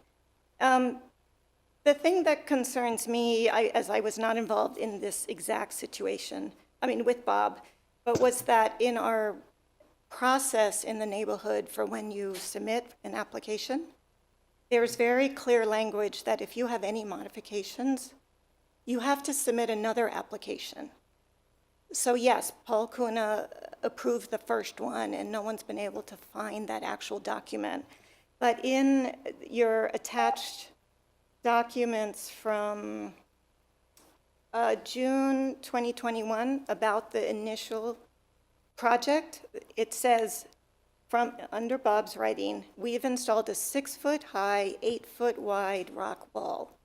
It's a very small structure, and that's what I believe people remember, that the initial application said that.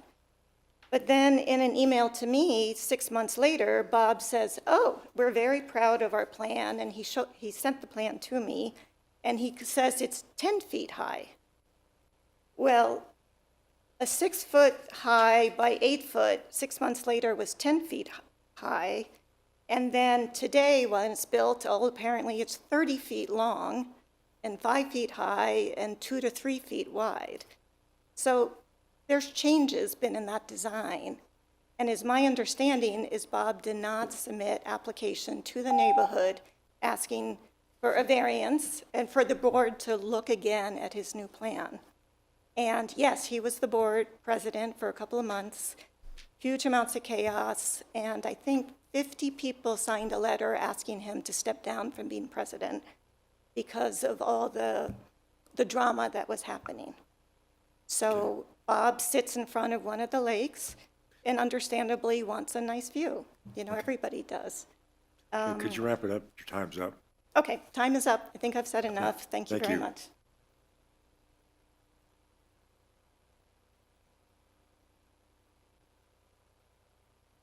No more speakers. Huh? I have no more speakers. Okay, what about on the, We do have. Is there anyone else in the public who would like to speak before we move on to our remote participants?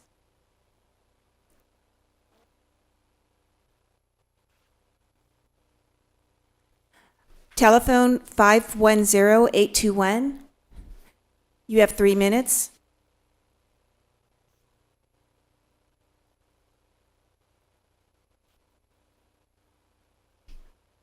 Judy, you may need to tell them to unmute their phone. Oh, can you unmute, please?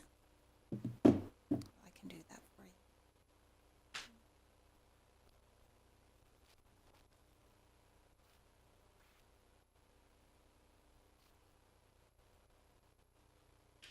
Can you hear me now? Yeah, we can. Thank you. Okay. My name's Jay Shipman. I live also in Hidden Lakes. I think most of the points have been made, but I would just like to say a couple of things. when they talk about a fence or a structure, no one else along those two lakes, this is open space, and it's used and is for the enjoyment of everyone living in Hidden Lakes. No other home there has electrical and water in their fences. Bob built, he built a wall, and the wall is truly, it can be seen from virtually any part of the common areas, and it, in my opinion, definitely is an eyesore.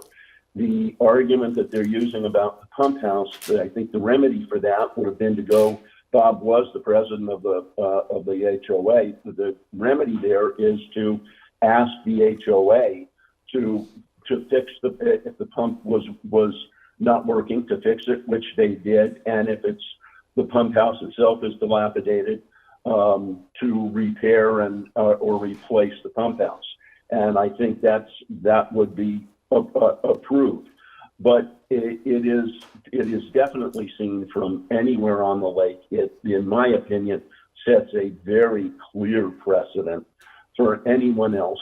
And there are 3 houses very close to Bob that all here would be hearing the same thing. It does not provide, I think his architect said, it provides an unobstructed view.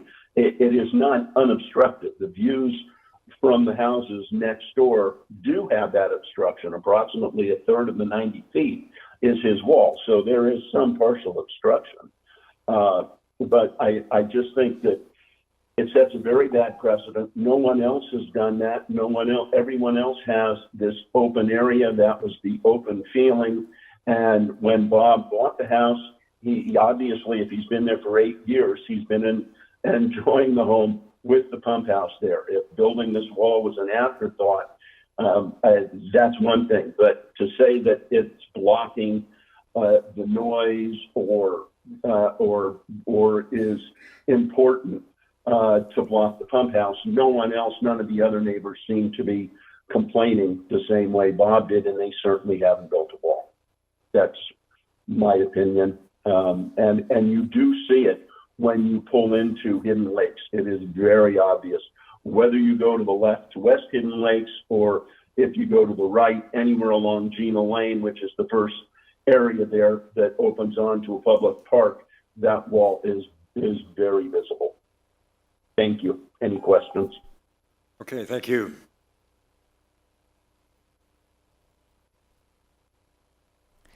Are there any other remote speaker attendees who would like to speak? Please raise your hand.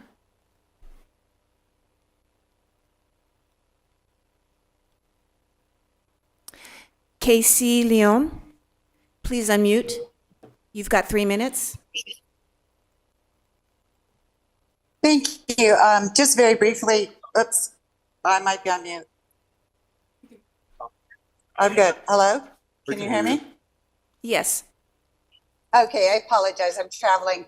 I just wanted to briefly state that obviously you can see the consternation that this has caused in the community, but more importantly, Mr. Simpson's initial letter to the HOA said no work would begin without a permit. His direction on the approval was no work shall begin without permits. And the fact is we wouldn't be here right now if Mr. Simpson sought the permits as he was supposed to in accordance with the approval, because he would have known the requirements and he could have sought a variance there. So we're here because of the action and direction that he chose to make and not anyone else. Thank you. Thank you. How do I get up?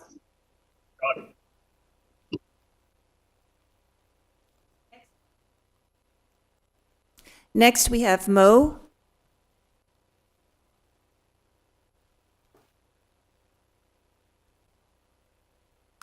Please unmute yourself, Mo Abba.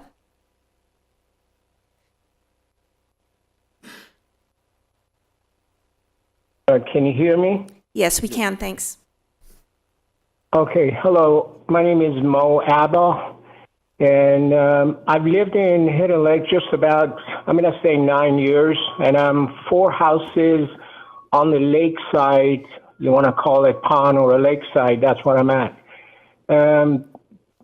Unfortunately, it is sad to see what some of the neighbors have done against this couple. And Bob Simpson, his wife, all along has been just to enhance their house. And that fence, it is a fence. I don't call that, I happen to be, at least a mechanical engineer. I have somewhat about a common sense, whether that's a structure or whether it is a fence. It is a fence, and it is 5 feet, and you have a small, water feature out there that he has created.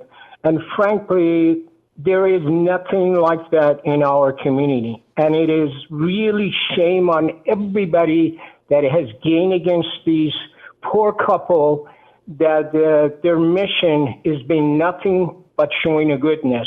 And it is, it's just absurd what I see. And I hope and pray that you as a commissioner that's sitting there, you can understand it was approved, this plan, and it did not require to go through the planning because it's not a structure, and you can put this thing on a rest.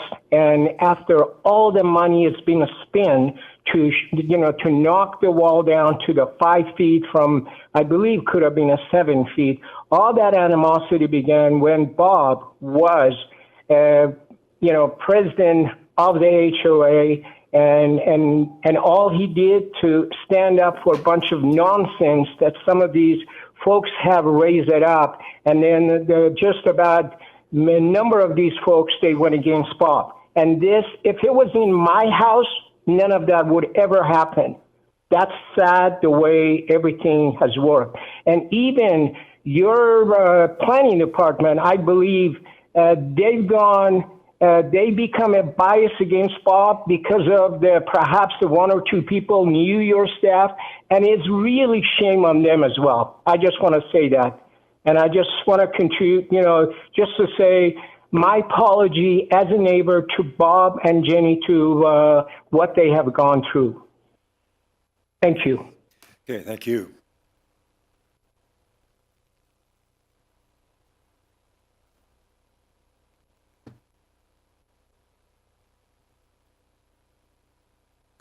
Are there any more remote attendees who would like to speak? Please raise your hand, or if you're on a telephone, please press star 9.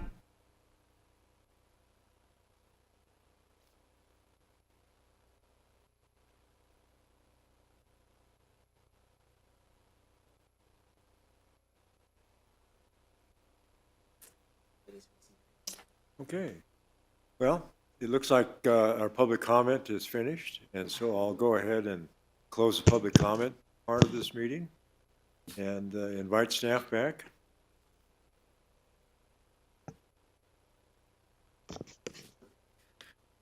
I think, as you can hear, and as the applicant's representative discussed, we don't have a clear definition of our zoning ordinance of this water feature.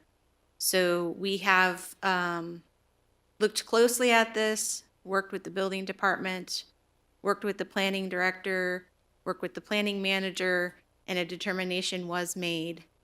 And that's what has brought us here today. With the request for a variance, we believe this feature fits the definition, the closest definition that we would point to, again, is our pool and equipment setback. And that is why we are here presenting the variance request. I don't know if there was any other questions that were brought up that you would like us and or Tim to clarify regarding the building code on this item. Yeah, I guess one of the questions that kind of stands out there is the definition of swimming pool versus what would you call a reflecting pond or little water feature that somebody puts in their yard. And so that's kind of a question I have in my mind, if this is really like a swimming pool.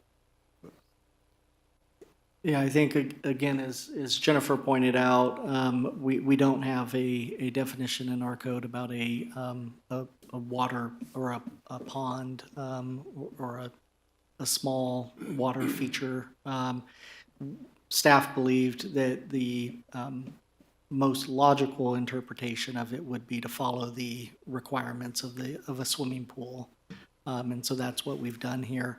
I did also just want to point out that I know there was quite a bit of discussion about the wall or the fence and the requirement for the electrical permit. Comments about the removal perhaps of the wall or the fence, and that is not part of the that is not part of our review. Really, the trigger was the electrical running to the wall and to the fence, and that should they not receive a variance, or should there not be an alternative determination about the definition of the should there not be an alternative approach regarding the interpretation of those code sections, the compliance would be to remove all of the electrical and pump equipment to the wall. It would not require the removal of the wall or fence. That would be a matter between the property owner and the HOA should that need to get resolved. Okay, yeah. But moving that, Maybe- just a question for him. Huh? Go ahead. Yeah, I guess I wanted to follow up in terms of the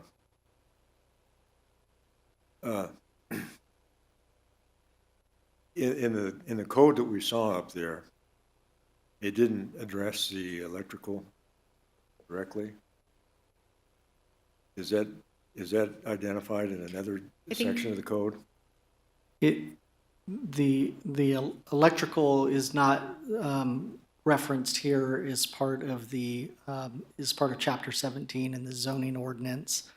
Electrical permits are identified in other parts of the county code, and our building official can speak to that if you want to hear from him about requirements in other parts of the code. But the definition that was brought up here and that is on the slide that's in front of you allows for a determination to be made by the planning director, and as was mentioned, that determination was made back in 2022 about the requirement for an electrical permit, then tripping up the requirement to meet setback requirements. Okay. Yeah, so, well, I guess there kind of comes to a question where the building department really wasn't visualizing the electrical being an issue with this particular project, but the planning department did recognize this as being an issue. So it might be beneficial for us to hear a little bit more about the electrical part of it.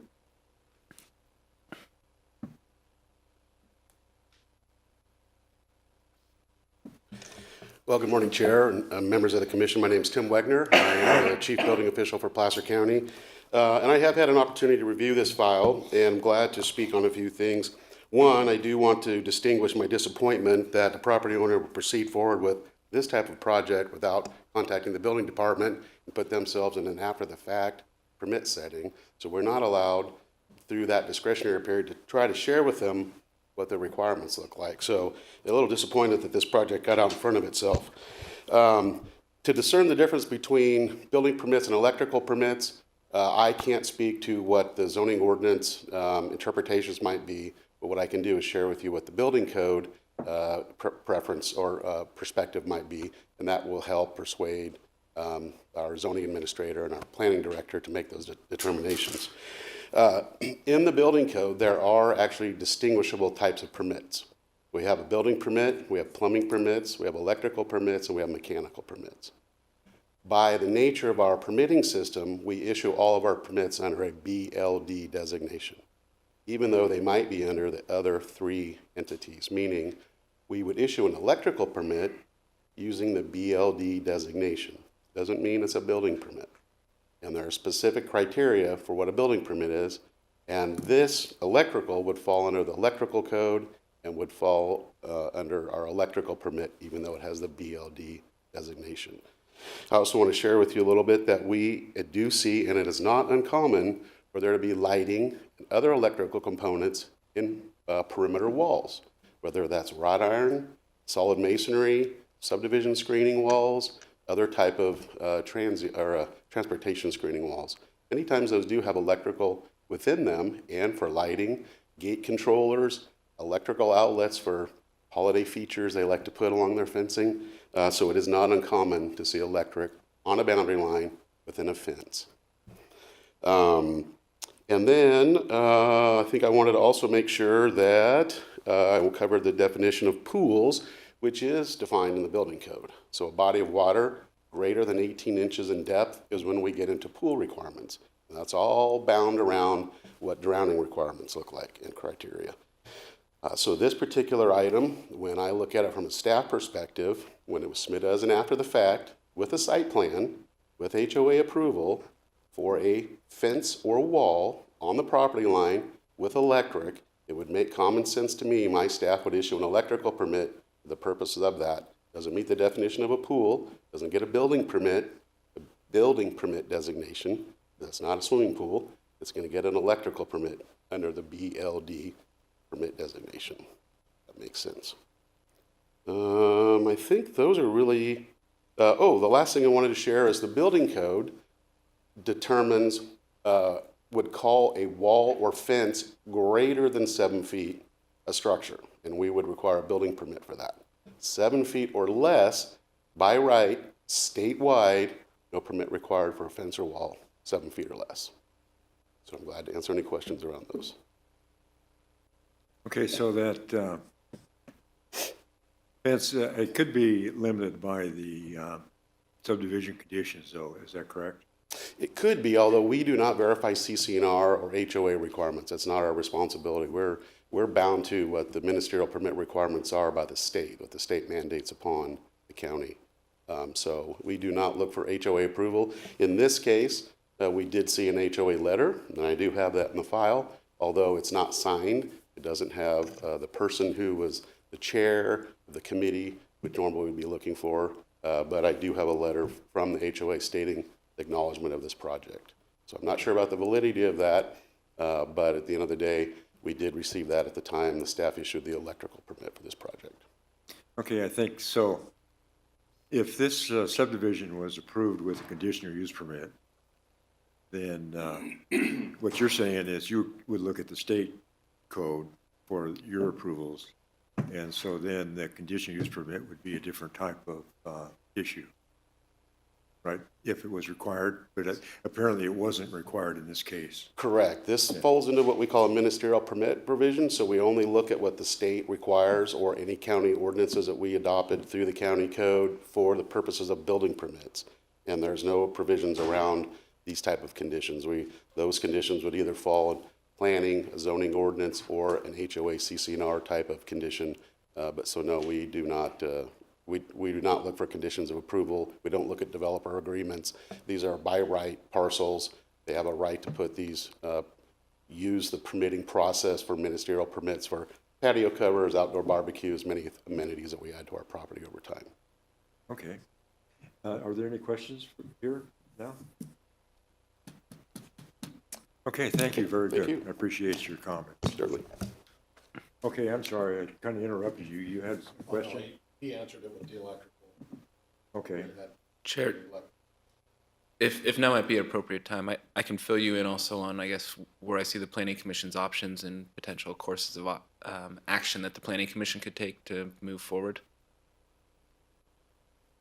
Okay. If that's okay, I'll dive into that. So, in the staff report, there is a recommendation for denial of the variance request. There is also findings contained in the staff report that indicate that staff's position that that the variance itself should be denied. Those are on page 6 of your packet.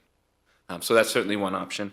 Another option would be to grant a variance, which would then allow the structure to be, or this wall to be in place in its current capacity.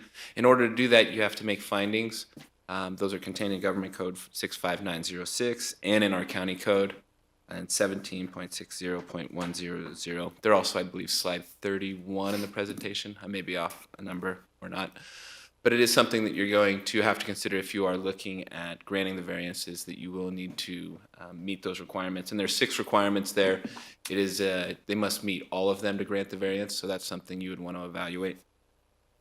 And then I think there is also a third option, and that is to determine that this this wall is not a structure. And I think the option for that, well, I think it's a two-part thing. You would need to determine that this is not a structure, and also that a setback is not required. And the reason I state that is there is a definition of a structure in our zoning code, which requires 3 components. One, that it be either over 120 square feet or over 8 feet in height, or that it requires a building permit. And this is under section 1704.030, which I know has been cited a few times. So if it meets any of those, then it's a structure and would certainly classify as such. So you have to make a determination whether or not that what was provided here was a building permit or not. There is also an exception at the end of that definition, and it was read by Jen in her presentation, that even if it's not characterized as a structure, the planning director is able to make a determination that it needs to meet setback requirements anyways. So in that instance, what we have here is a letter from Mr. Rosasco on September 21st, 2022, saying that this needs to meet setback requirements. The letter does note that it's a structure, but basically you have an instance here where planning staff has said it needs to meet setback requirements. So there is a way that you can provide interpretation beyond that, and our code allows for the Planning Commission to interpret an item when that has been referred to them by the planning director, and as staff has noted, they have referred this item to the Planning Commission because of the issues that have come up with this. So it is within your purview to identify that this is not a structure and that a setback compliance is not required. In that instance, there would be no need for a variance because this would not fit within the requirements for a variance. So then I would suggest if you did go that route, you would also be denying the variance request on the basis that it's not needed. And then a last option could be also, to the extent that you thought there was a lack of clarity, you could ask staff to consider a code change to identify more clearly what the building permit requirement would be, or what is defined as a building permit and whether that includes the electrical permit or not. And just as one side note on that too, I think it is worth noting, the permit that was issued is identified as a building permit in the document. So something to consider as well. Clayton, what you just said, if we want to approve the variance, have to meet these conditions in 17.1, which is you have to say there are special circumstances that are applicable to this property. The variance authorized does not constitute a grant of special privileges. We have, okay, thank you. You have to meet all of those. The applicant Gotcha. has provided some comments as to how they think they do meet them. Sure. But yes, you would have to go through each of these and Okay. provide that. And I think if there was an interest in granting the variance, because the staff report is recommending denial of the variance, my suggestion would be that you would take tentative action to grant that variance and ask staff to come up with findings supporting that and return at a later meeting. If you did go that route, I would suggest or recommend that you also provide some thoughts as to how this project would comply with this so that staff can incorporate those in their findings to return back to you. Got it. Yeah, I Thank think you. in Thank you. addition to that, there are, the CEQA exemption that is listed in the report package would need to be adjusted as well. And so we had talked a little bit beforehand that a continuance would be required if the commission does decide to go down that route. Okay, we can have some more discussion. I think before we discuss it anymore, I want to give the applicant's representative a chance to make a short short, if possible, Always welcome an response. opportunity to speak. Again, my name is John Milburn. I'm really grateful that you're here, because I think you helped clarify. Hey, you need to. I'm really grateful that the building official is here, because I think in my mind, he clarified the distinction in the definition of a structure that the project had to be over 120 square feet, over 7 feet high, or require a building permit. And we have determined the structure is not over 7 feet high, it's not over 120 square feet, and it does not require a building permit. Going back to the last sentence that council meant, or planning director mentioned, there is a provision that when the structure is below those limits, those minimums, that he still has authority, he has I don't know the word, but he's able to impose requirements on that small project. But I would point out that he's imposing requirements, for instance, needing a variance, and imposing setbacks that would not be imposed if this structure was more than 120 square feet or more than 7 feet high, because the exceptions in 1754-140 have exceptions for things like fences and pump houses. So that's that. Second thing is, I listened very carefully to all the comments, both positive and negative, and they all have to do with actions of the Homeowners Association Board. Nothing that is up for discussion here. So I hope you will find that, my hope is that you will find that this structure does not require building permits, because it's not a structure, does not need to have setbacks because it's not a structure, and that we don't need a variance. Thank you. Okay, thank you. Okay, comments, discussion? Yeah, if you don't mind, I have a couple short questions about the background in this issue. Okay. And I guess I directed to Jennifer or somebody. The first one is, do we know, or does anybody know, why or when or how the shrubbery was all stripped away from that pump house? Because when I look on Google Maps, and that's why I decided not to drive out there, because it looked pretty occluded with shrubs, and then see the pictures when the document was available, and it's just stripped bare. It seems like a change of conditions that's kind of odd. The other question, just so to make this short, I don't want to go on and on and on. I can't determine or see, other than when you showed the picture looking across the lake, I can't see how anybody's view from any other house, including the ones on either side, is occluded by virtue of this structure.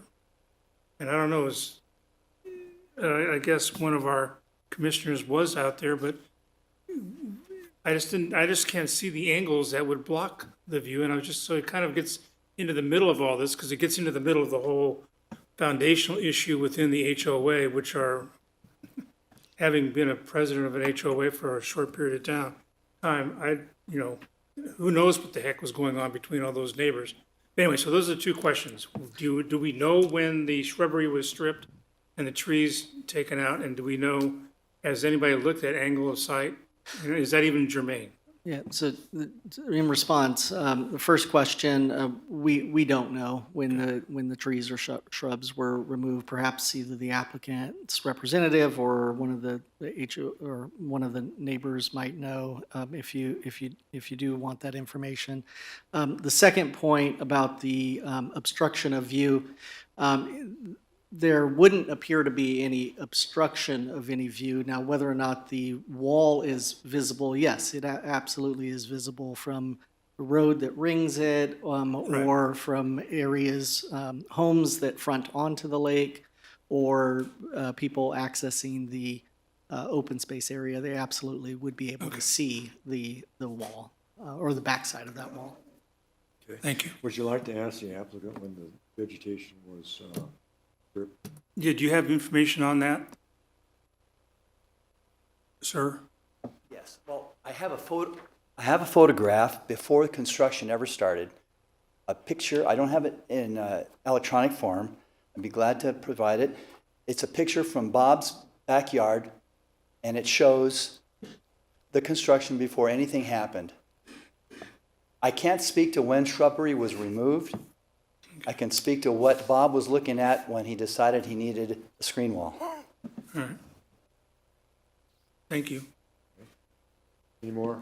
No, I don't want to bother the Any more commission any questions? further. Anthony? He's thinking. You have questions? Yeah. Okay, well, I have a question, I guess. There seems to be some disparity in terms of the electrical. And if the building department routinely, once they look at it and make sure it meets the California code, they can approve electrical along the fence line or adjacent to the fence or with the fence. And so it seems like there's a question there on whether this is really a structure that requires a permit. And so that is one of the options that we potentially have here, to recognize that it's a fence. And and really probably didn't really require a permit because of the electrical. But then I guess my question would be, seems like maybe this is an area that needs to be looked into by the county a little bit more in terms of the zoning about the electrical and what the requirement would be in the zoning text versus the building code. And so that's something that I think we should consider. Public comment is closed, ma'am. Yeah. Sorry, you can't talk right now. The view in the shrubs is really what's not in question, because that's up to the HOA if they're gonna go clean that or not. So that's not what's on topic here.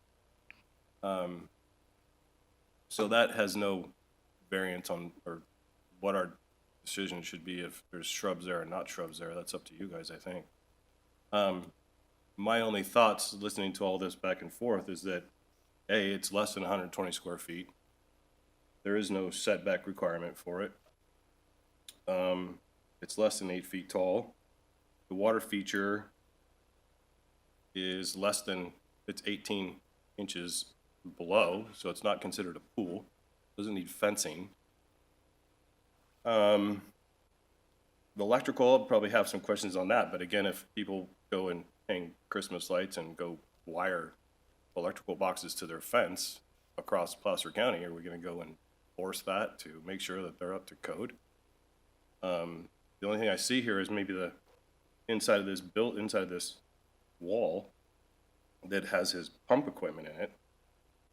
But is there a setback requirement for that as well, if it's covered and inside this, not considered a structure because it's less than 120 square feet?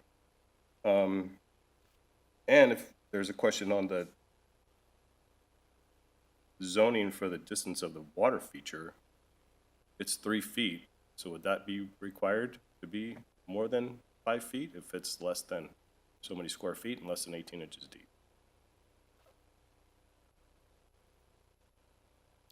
I'm done. Yes, it would. If the equipment was within the required setback, it would need a variance. So if the equipment was moved and it was only a water line running into this wall, we wouldn't have to talk about it. Is that correct? If the equipment and the electrical were not running to the wall, then that would be a way to resolve the issue. Can a water line be considered, a 2-inch water line be a 1 inch or whatever it is in that wall that makes this water feature happen? Make that come under any permitting issues or setback structures if he just ran a garden hose across his wall and now he wants to watch waterfall. But he's putting PVC pipe in and all of this equipment is moved out of there. Yeah, I'm not sure if that would be a feasible approach for the owner to undertake. I mean, it really appears to be that the electrical and the pumps and all of the equipment is all integral to the system.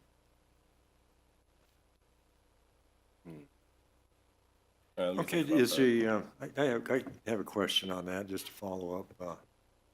Is the pump the issue or is the electrical the issue? Or both?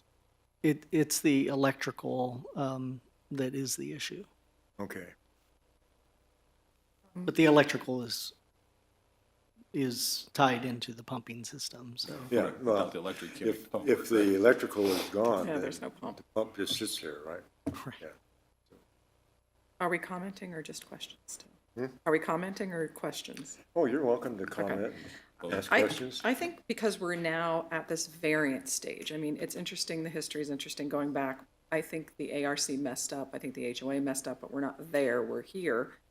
And if you look at the variance findings, if this body wanted to approve the conditions, this particular project, whatever you want to call it, a wall or a structure, doesn't meet special circumstances.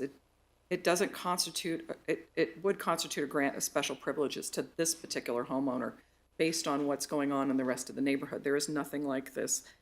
And it would set a precedence. He went forward without a building permit or without any kind of permit. And I think there's a reasonableness with setbacks that are required in all sorts of cases. They're required in my yard, I belong to an HOA.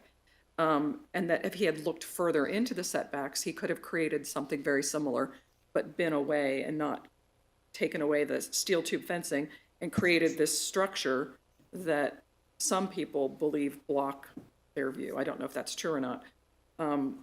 But approving the conditions of this variance require us to go through A through F. And I don't think in a reasonable way we can say that these things, we can meet these things to grant the variance, just based on what we have in front of us right now. I think that's one of the questions. The other side of it is this really qualify as a structure that needs a permit? Just by looking at it, in just my own personal opinion from a reasonableness perspective, yeah, it's a wall and a fountain and a reflecting pool, I would assume. Yeah, but in terms of the definition of the structure. I don't think the definition's really great. I think they need to have a better definition and zoning code and regulations around this, and I think they would agree with that. What we're dealing with now, I think it's just really vague, so that's why they're asking our opinion. Because it's vague, we could say that variance wasn't required, and that the staff needs to take a look at the zoning and define a little bit more clearly how electrical fits into the zoning. There was a permit pulled for something on this, or nothing at all? I was under the stand, I don't have it in my packet, but. Yeah, there was an after-the-fact building permit for the electrical that they submitted.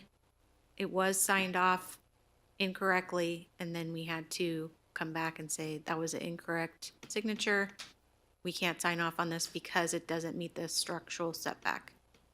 So it was signed off, given to the applicant. He went and put his electrical in after No. it was signed off? I want and to then- clarify, it was an after-the-fact, so both. Gotcha. Both the, Yeah, it was already done.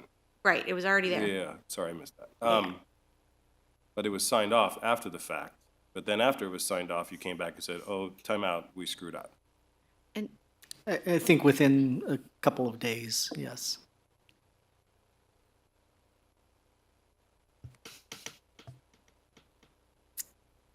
Clayton, you mentioned that the last option that we have is being that the structure is less than 120 square feet, less than 8 feet tall, that we would be able to grant the variance under those conditions because it's not a structure. Is that correct? No variance is So- required.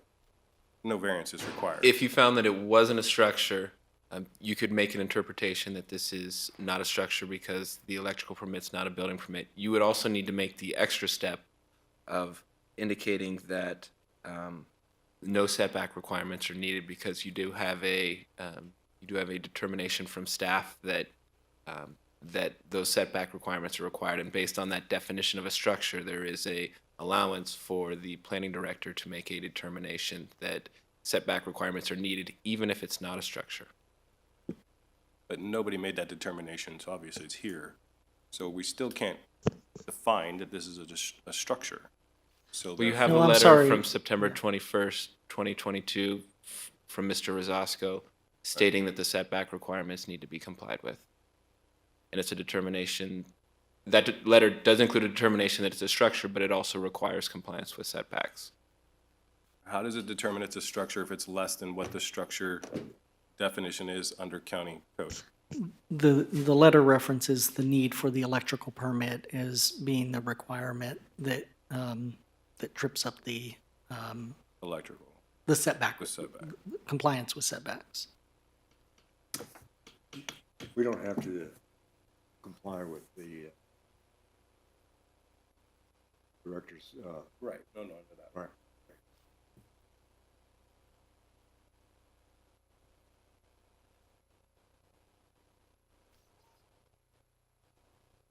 So what do you guys want to do?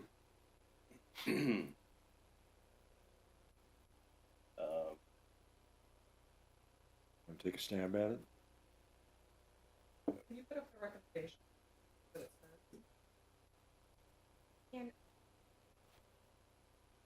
I would also ask you to look at page 6 of your staff report package. This just has my recommendations, but the findings for this particular recommendations are actually in there. Apologize for not putting it on the slide, but So just to reiterate, there's 3 options. 1, deny the variance. 2, grant the variance. 3, determine it's not a structure and that the setback is not required. If you can reach a consensus on which one of those you'd like to head on, I can help you with the potential findings or potential actions that would be needed to move forward with it. What? Okay, make a motion. There's 3 options there. Almost.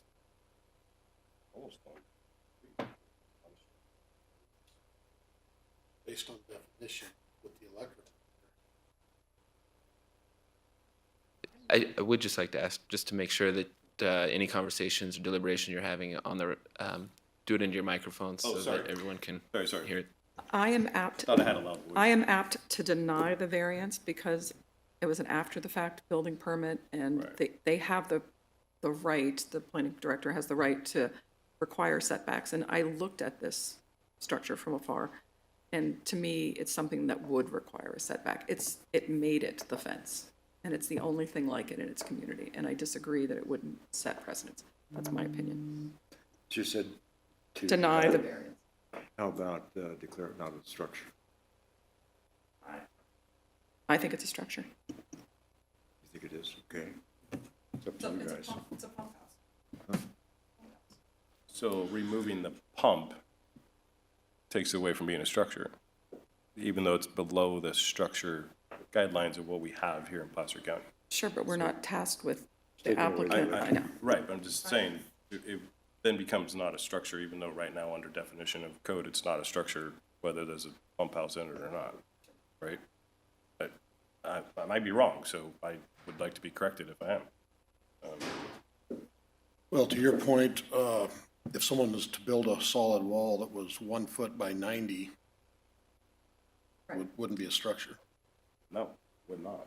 But that's the definition of our codes, and then if we want to go back and rewrite the code, but obviously that's not going to happen today or in the near future.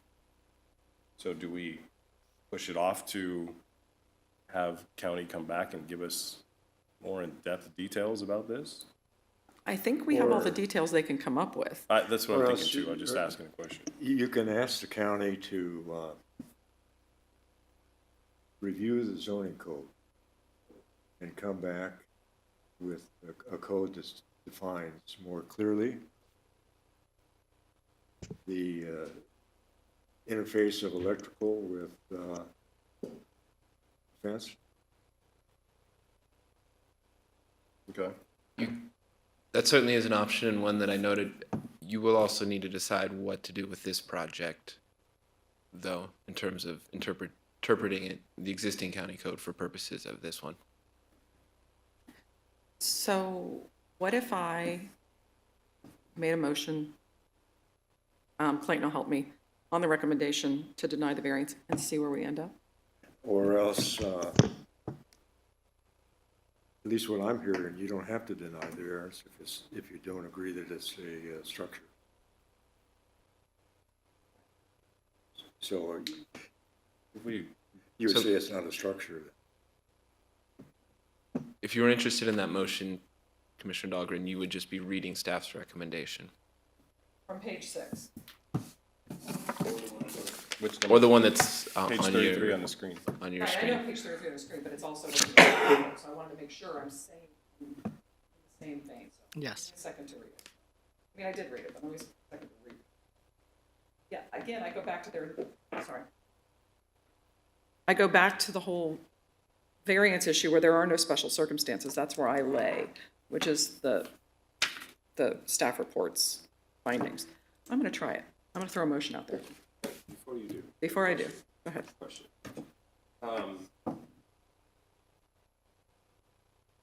Is required for a water feature that includes reflecting upon a wall fountain to be 5 feet. It's typically, right now it's 3 feet if we took from start of wall to, or end of wall, start of water feature. Would that not be true or not, structure-wise? Say that again? Being the wall is 3 feet thick, right? So that water feature actually starts at the end of where that wall comes into his property. Would that not be true? Which is 3 feet? So if that wall's this big, or this big, that water feature starts here. It doesn't start on the property line. That water feature starts at the base of that wall. Right. Which is 3 feet. I think. But we're not really- measuring from the water feature, we're measuring from the actual wall itself, since that's From the where back of the wall or the front of the wall? Right, that's why it's a 0-foot setback, because the request is for 0 feet. But if you took the water feature out of there, you cut it off and filled it in with grass, does it become a different beast now because there is no setback for a water feature? I mean, he's only 2 feet shy of where that water feature should be off his setback if the wall's not included. So if he somehow moved that water feature 2 feet into his property, would that negate what's going on with this thing that's not a structure because it's less than what county code says is a structure? So, and now it's just a fence, which is back to the HOA and off our hands because that's up to their architect review committee.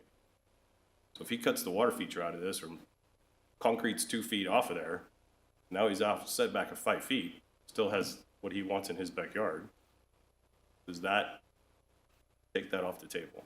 Is that an option that he could do for his own personal use in his backyard, and that would take it away from, obviously it's not a structure, but it then meets the requirements of being off of the 5-foot setback. Because right now he's 2 feet off. I think as if far we as were I can basing it on the previous determination that's been made and the letter that's included in your report from George Rosasco, if they were to remove the electrical equipment and the pump equipment, then it would be in compliance. Okay. And I should note too that the determination that was made by staff is that the setback is required because it's analogous to a swimming pool. And under the requirement for a swimming pool, which is in our county code, it identifies it as ground pools, hot tub spas, and related equipment. Related equipment is defined and includes filters, pumps, solar heating panels, heaters, imitation waterfalls, etc., and other equipment less than 6 feet in height. So based on staff's interpretation, they view this as all together. Gotcha. And I would just note as well, because there was comments about that this, if it wasn't considered a swimming pool, if it was considered something else like a pump house, I should note that pump houses under 120 square feet are not required to meet setback requirements. And so, again, because our zoning ordinance doesn't have a definition that really met what this feature is. That's why we took the approach of looking at it as a swimming pool, not as a pump house, not as a different type of structure. Well, the state building code talks about a swimming pool, though, doesn't it? Correct. And if this is 18 inches deep, then according to the state code, this wouldn't be a swimming pool. Right, and I guess probably the distinction on that is you've got zoning code, which is different from building code. Right. And so certainly for setbacks, you're looking at it from a zoning code perspective. Okay, I think that it's fuzzy enough that the definition seems to pretty clearly say this is not a structure. And the electrical part of it is a question mark.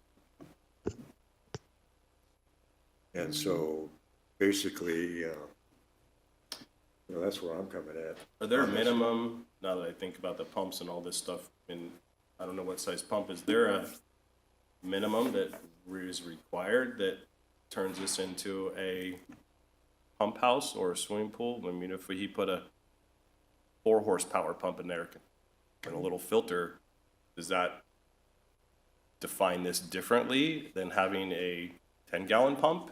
Or if he just has a 5 little horsepower pump that I have in my front yard on a piece of, like a fountain that I bought at I don't think that the size of the equipment went into the determination. It was really that there was the equipment, there was a waterfall, there was the pond. Again, I think there were multiple aspects or attributes to this feature that led staff to making the interpretation that was made. Okay, I'm going to try a motion, go for it. see what happens. Clayton, I'm going to need your help. You have something to say? Oh. Speak up, I can't really pick Oh, up. I'm sorry, I'll get closer. I'm going to make a motion, and I'm going to need Clayton's help, and then we'll see where it goes. Great. Clayton, I do have a question. When it gets down on page 6 of the staff report, when it's in findings, do I mention the variance 1 and 2 and CEQA? Or do I just do what's on the screen? So I would suggest doing what's on the screen and noting at the end that is subject to the findings contained in the staff report. Okay.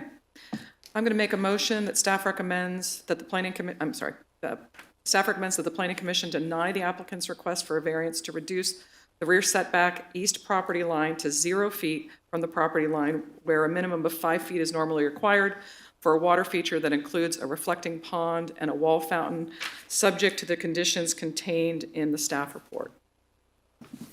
Is there a second? I'll second. Okay, we have a motion and a second. Yes, we have a motion by Commissioner Dahlgren, a second by Commissioner Rontin. Commissioner DiMattei? No. Commissioner Dahlgren? Yes. Commissioner Watts? Not voting right now. Commissioner Rontin? Yes. Commissioner Johnson? No. Thank you.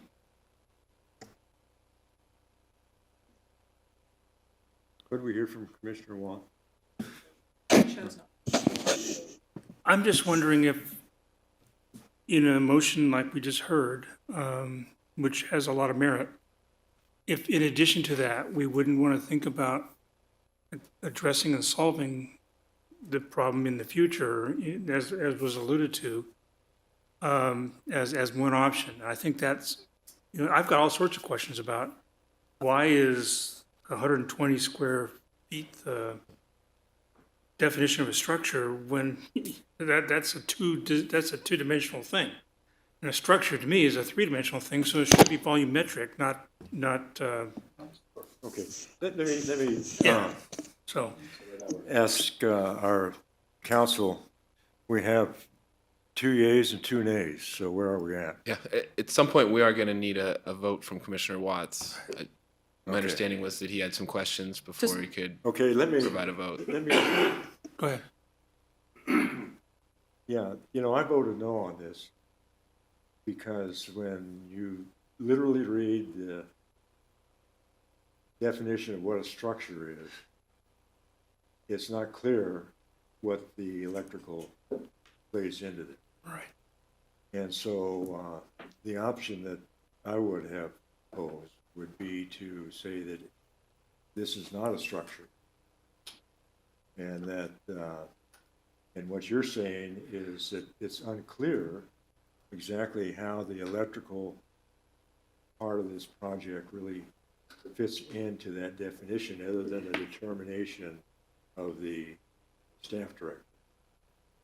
And so at any rate, we do have the authority as a commission to ask the county to clarify the zoning so that situations like this are clear in the future. However, That would also include a decision that this is not a structure. right, because we have to make a decision on the variance itself, and we can't retroactively apply whatever the county comes up with later. I absolutely agree, we Well, we need, don't have to make a decision on the variance, is what I'm saying. And that's what I heard from Clayton also. Yeah, if there's I a- understand kind of the threads of different things that are coming together, would be we could recognize this is not a structure, ask for future redefinition or better definition, and put this off, the decision on a variance or not, until we see a better definition of what a structure is. No, so I think- let me clarify that a bit. So there's three options before you that you would need to decide on: either grant the variance, deny the variance, or determine it's not a structure and that the setbacks are not required.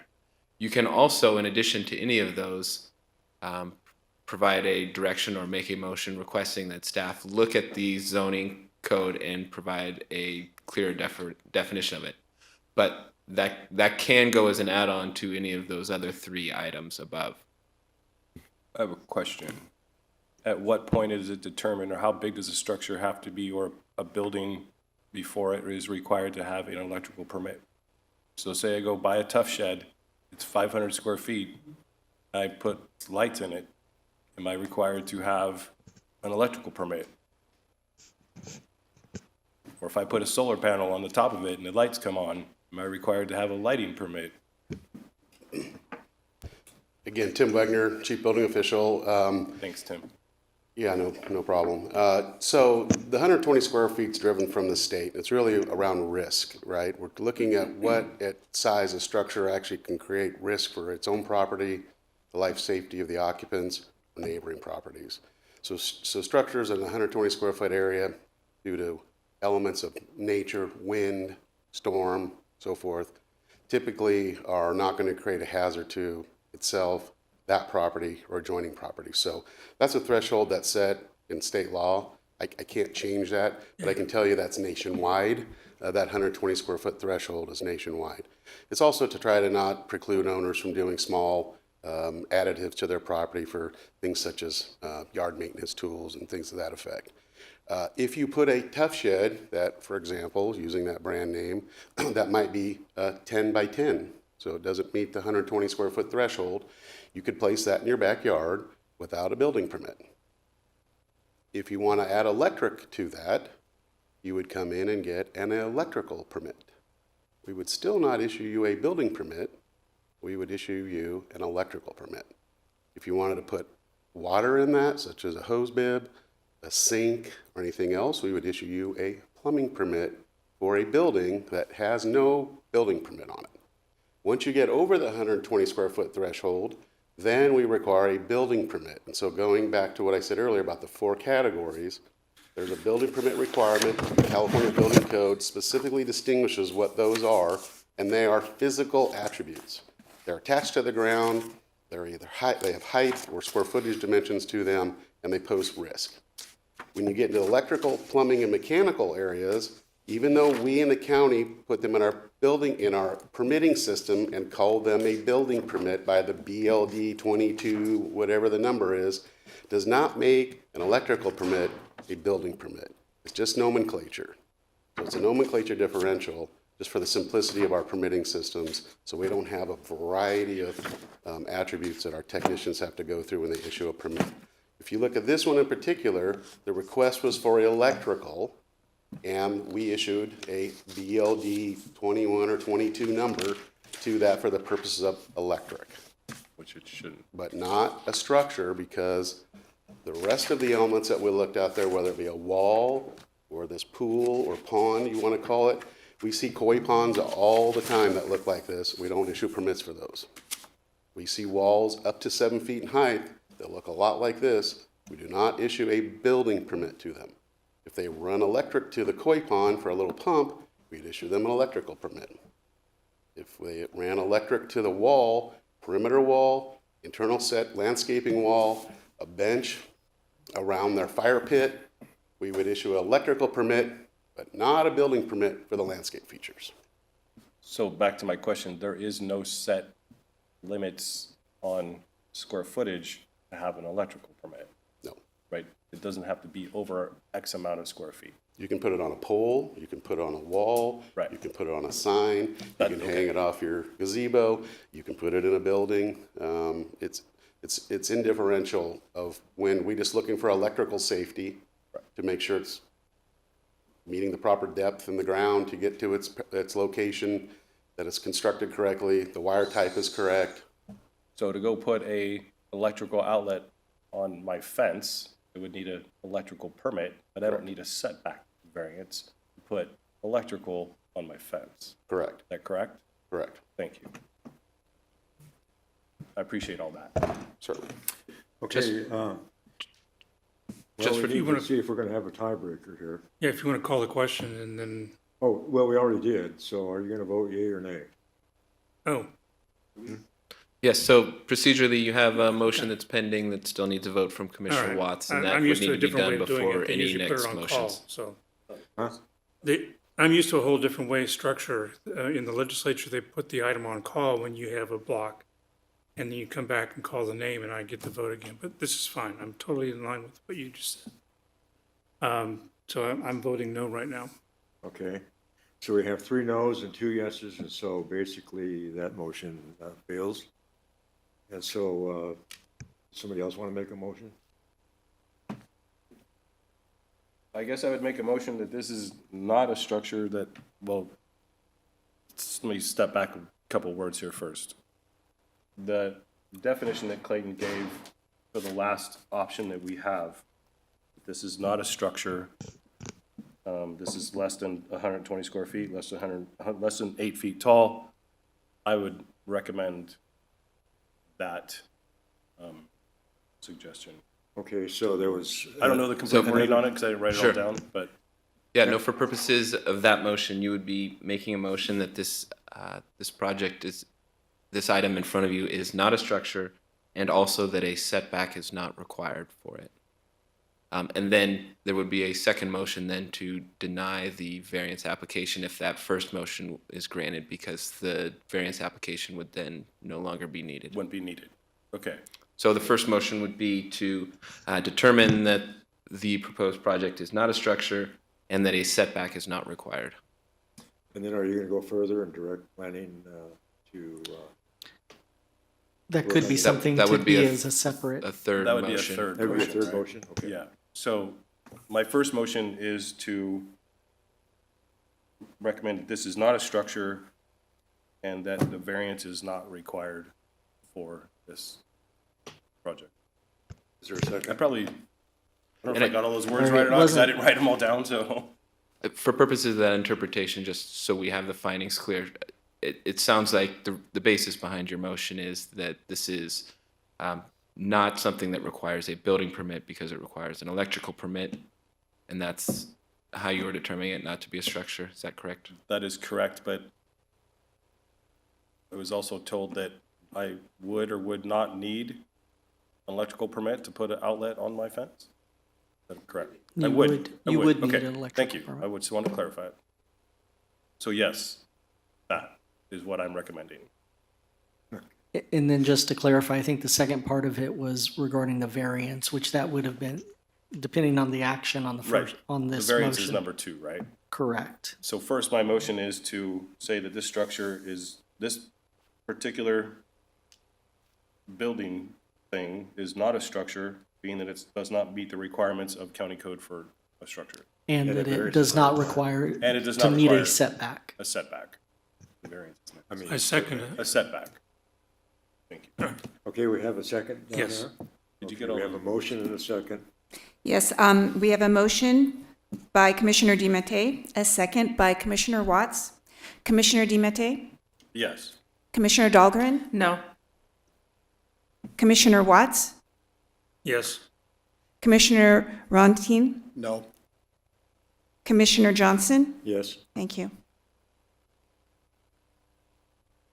Okay, so your next motion then would be to deny the variance application on the basis that this is not a structure. That. My recommendation is to deny the variance and the setback, being that this is not a structure. Okay, second. Oh, second. So it's motion and a second, roll call? We have a motion by Commissioner DiMattei, a second by Commissioner Watts. Commissioner DiMattei, Yes. Commissioner Dahlgren, No. Commissioner Watts, Yes. Commissioner Rontin, No. Commissioner Johnson. Yes. Thank you. Third, right, I would like to make a recommendation to staff to look further into the future of structures, setbacks, and water features. I'm missing one. In the zoning code. And wall fountains. And wall fountains. When you say look into, Like, I believe you mean look into clear definitions. yeah, clear of those. definitions, please, sorry.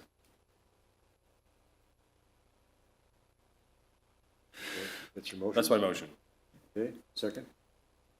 I'll second. Go ahead. You second it? Okay. We have a motion by Commissioner DiMattei, a second by Commissioner Dahlgren. Commissioner DiMattei, Yes. Commissioner Dahlgren, Yes. Commissioner Watts, Yes. Commissioner Rontin, Yes. Commissioner Johnson. Yes. Thank you. Okay. Well, we made it through this so far, but there is the opportunity for appeal because it's a final decision of the Planning Commission, but it can be appealed to the Board of Supervisors. And the appeal has to be filed in 10 days, and it will cost $688. So with that, we've addressed this issue and we're done with it. So thank you folks for being here. Appreciate it. Yeah. Chair, We'll take Chair about a Johnson. 5-minute break. Yeah, I was going to mention that we do have some refreshments back in the back room if the Okay. commission wants to take a slight break, So would you take more than a 5 minute? probably 15. Okay, we're gonna take a 15-minute break. Okay.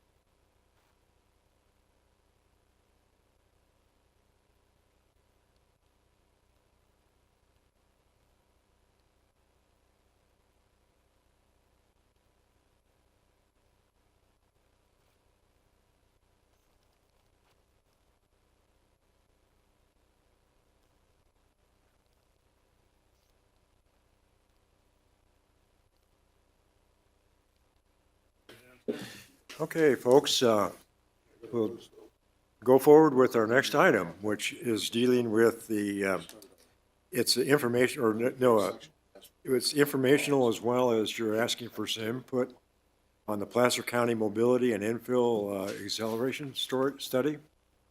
And so I don't see a big audience there, but hopefully we'll have some people online and you'll get some comments from us too, I'm sure. So, Wonderful, wonderful. Can you hear me okay? yes. Great. Well, pleasure to be here. Good afternoon. Angel Green with the Planning Services Division. So I'm pretty excited to present an overview of the Mobility Infill and Acceleration Study. It's the first of its kind in the state, and we believe that it's impressive enough to be repeated throughout the state. So again, this is just an information item. No action is being requested from your commission. However, staff does intend to take forward this report and its findings to the Board of Supervisors next month. So if there's any comments or suggestions that the commission may have, we're more than welcome to take those forward.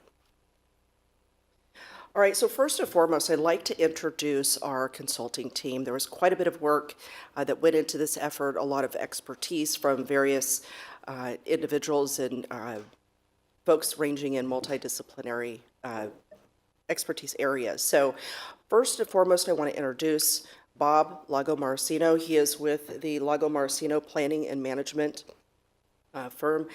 Bob has a long history with Placer County, one of his first projects being the 1994 General Plan, and most recently... That's fun. That's awesome. 1894, right? That's awesome. 1894. So, and some of his more recent work on the Sunset Area Plan. We did have available earlier, unfortunately, they did have to leave. We have Green Dot Transportation Solutions, Jeff Schwinn and Nathaniel Redman, and I'm looking to see if they were able to join remotely. They might, if they're available, they might chime in. With Hansford Economic Consulting, we have Catherine Hansford. There was also a number of staff from community development that have also participated in the development of this study, including Katie Jackson with our Department of Public Works and other planning staff. So just a little bit of background here. In August of 2020, the Board of Supervisors, bless you. There might be 10 more, so I've got a head cold myself right now, so I can relate. But anyhow, the Board of Supervisors took action to adopt a resolution authorizing the director of the Community Development Resource Agency to enter into a contract with Caltrans in order to fund the Placer County Mobility Infill Acceleration Study. In our internal team, we refer to it as the MIAS, so I'm going to call it that from this point forward. But this opportunity was made available through the Caltrans Sustainable Communities Grant Program under Senate Bill 1. And the purpose of Senate Bill 1 is to promote, I think I'm behind here. No, I've got, there we go. But the purpose of Senate Bill 1 is to promote sustainability, preservation, increase mobility, increase safety and health benefits, as well as social equity within the communities of California. So with that, we have the objective of the MIA study, which is to identify and evaluate strategies that will accelerate infill development, but also resulting in a reduction of vehicle miles traveled, or VMT, also with the added benefit of improving air quality and public health in Placer County.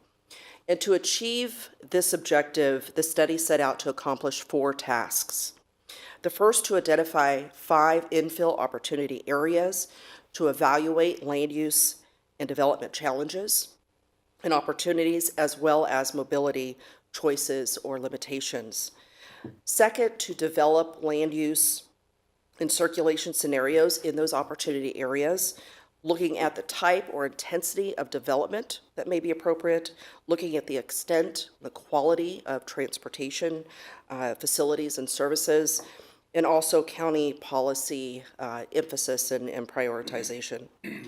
3, to compare those scenarios in order to determine the potential VMT reduction and the associated air quality and community health benefits. And then last, to prepare generalized policy recommendations for ongoing county planning efforts.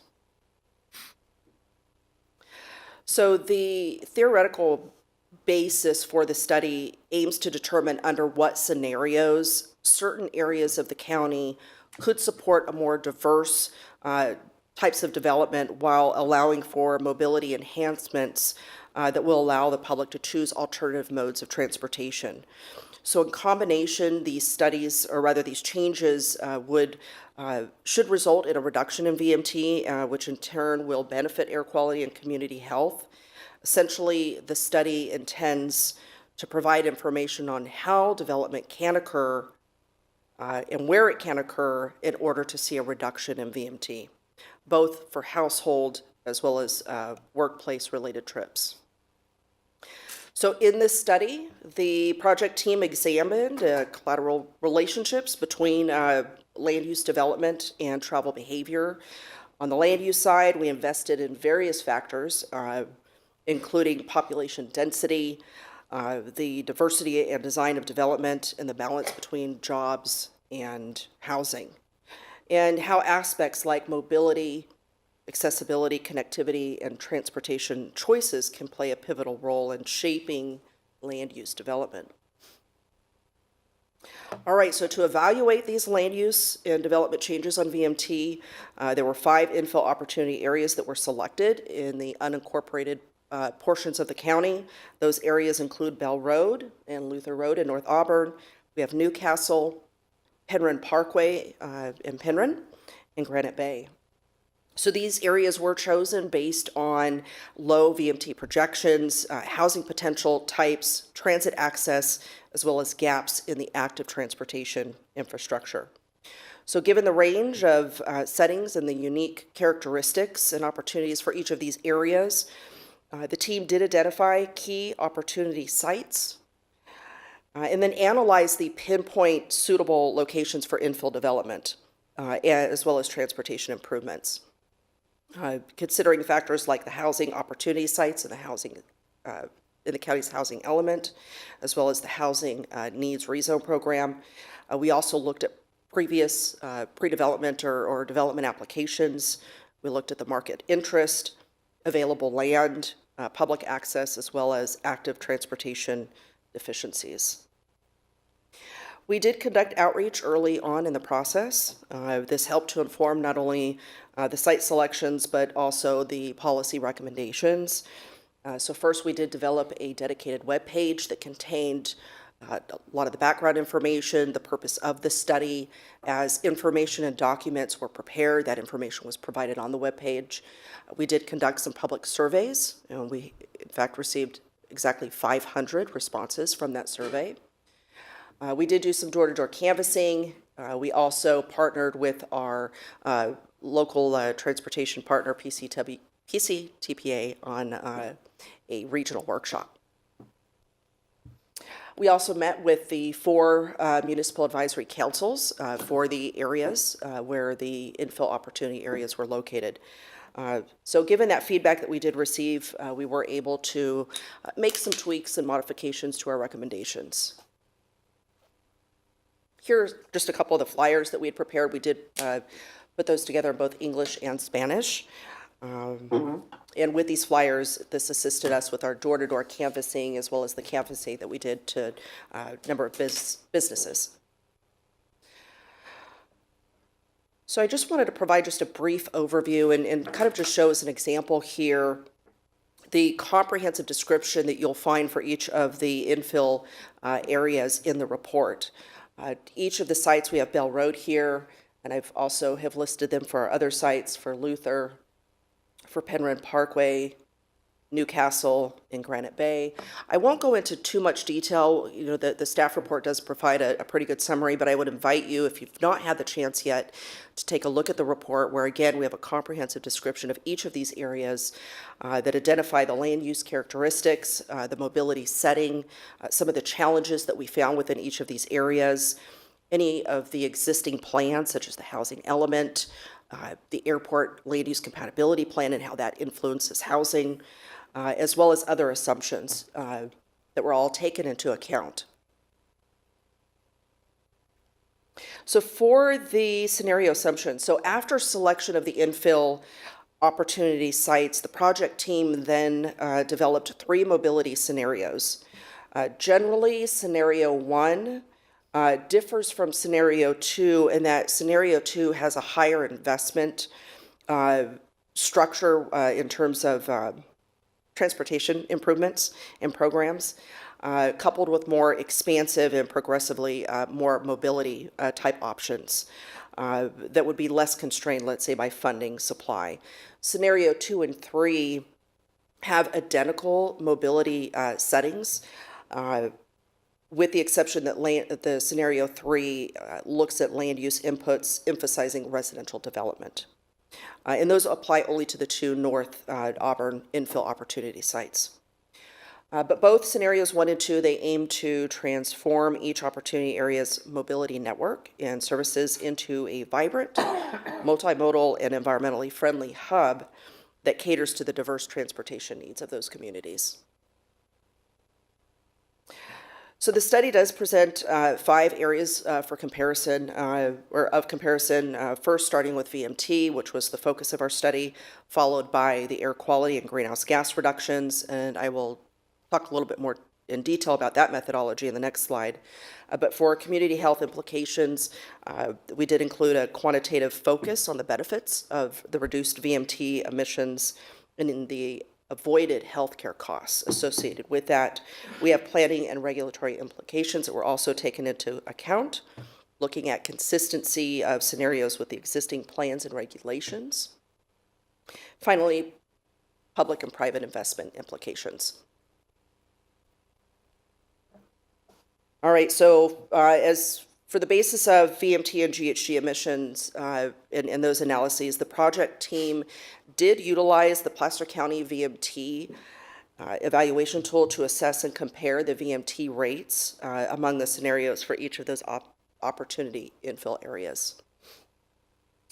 The tool does rely on assumptions that come from SACOG's SACSIM model, also referred to as the Sacramento Activity-Based Travel Simulation Model. And really the purpose there was to ensure that we have consistency between the findings from the MIAS report that match our local and regional assumptions for the area. The tool also helped the team to understand travel behavior and patterns also. So the model does provide for 4 tiers of VMT reduction strategies, which you see listed here on the screen. All right, I am realizing I did miss one point. The GHG emissions were also quantified using factors and formulas that were provided by EPA and the Federal Highway Administration, and again, just to ensure consistency with the accepted methodology that's out there.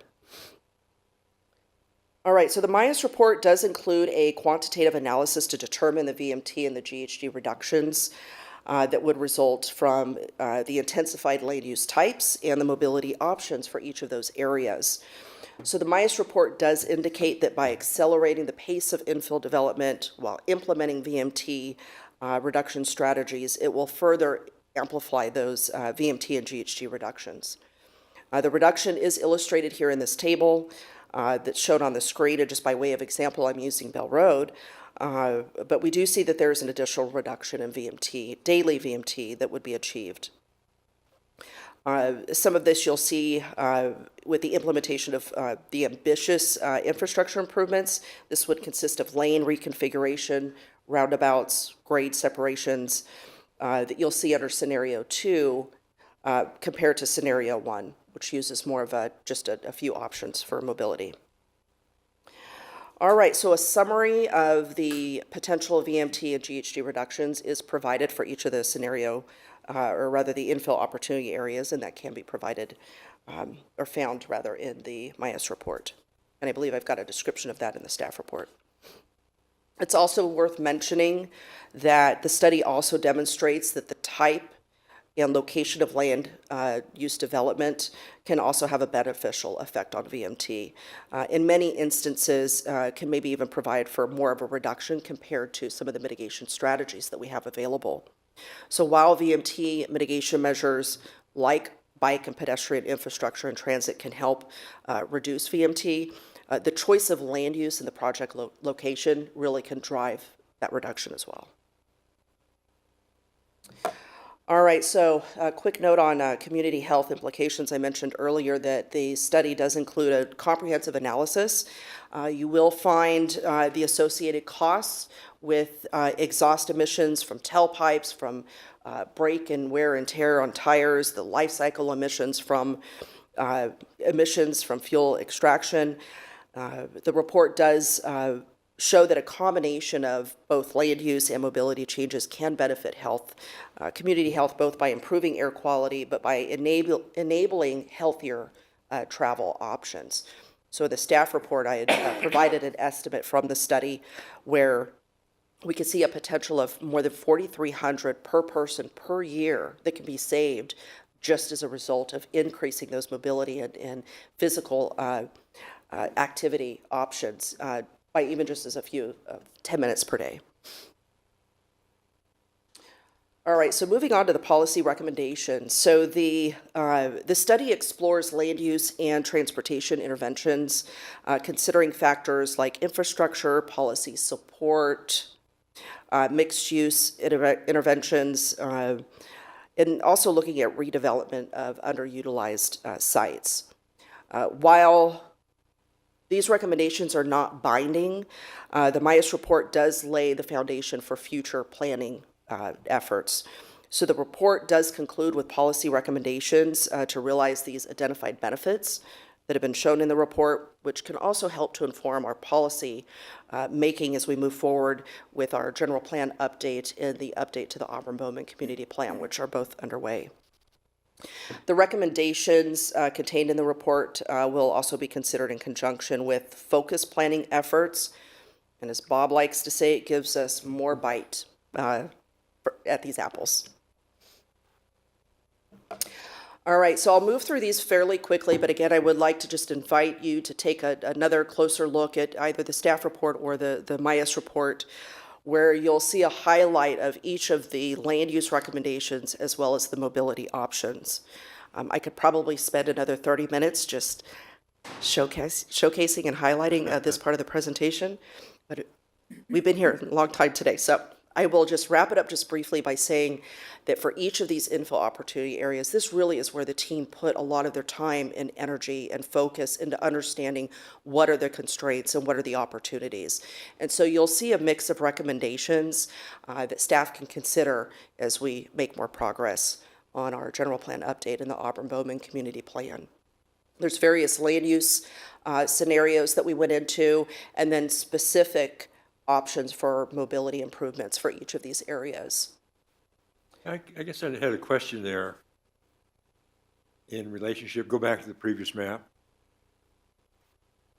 Let me see, number 3 on the previous, number 3, that's talking about higher density residential uses, but that's already got a use permit for a, for commercial. This is the Creekside, yes, yes. So Auburn Creekside, yep, we were looking at perhaps higher density residential uses. So the different scenarios that were analyzed, and Bob, correct me if I'm wrong, but I believe we looked at various land uses and looking at just what the potential VMT reduction could be. That's really kind of where our focus was. Do you want to just add anything to that? Just very quickly, Bob Lagomarsino with Lagomarsino Planning and Management. For Auburn Creekside, we did not in our scenario development assume anything different from what's been permitted. But in the discussion of our recommendations, we did suggest that for the eastern half of the site, or the eastern part of the site, which is phase 2, if the applicant or the developer were interested, it might be a really good opportunity to do housing. So, but we did not have housing drive the analysis because our scenarios assumed as proposed. Okay. Did you work with the rezoning group Callie Kettinger is working on and doing RM30 and larger, more residential? We did indirectly through other staff, Chris Schmidt, who just arrived. And as Angel suggested, when we were identifying these, the numbered items we called key opportunity sites, which were part of the larger infill opportunity areas. We did consider the properties that were named in the housing element and that were subject to some of the rezones, and we considered the implications of those recommendations generally as it related to ongoing policy and regulatory. It just seems like there would be some overlap. Yeah, oh yeah, well there's overlap, yeah. And then, are there any county sites included in this? Any county-owned sites? Yes. We did not focus on any county-owned sites. Because I know they did not focus on any county-owned sites in the rezoning effort, and I was just wondering why. Yeah, well, one thing that we intentionally stayed away from here in considering it both within the definition of the boundary for the Bell Road area is the government center master plan area. We figured that, or we assumed that was baked. We couldn't monkey around with that, to use technical terms. But it's very influential as a big supply of county-owned property and as something that the county has a lot of direct influence over, or complete influence over in terms of how it develops and how it connects with the adjacent areas. And I think that's an important consideration. And when you look at the government center, I told Chris that the reason I'm not making this presentation, it would be 3 hours if I were to make it. So I'm going to conclude quickly. But you look at some of the north-south connection issues for non-vehicular travel, or the east-west, and that's a big deal in the 49 corridor. You've got a huge, it's not giant, but it's a big facility that's not really all that hospitable for bikes and peds. So to the extent that you can identify parallel ways for people who are walking or biking to move around, I think that's part of the emphasis of the mobility recommendations in North Auburn, period. So that's a really long answer to, no, we didn't look at any county-owned sites.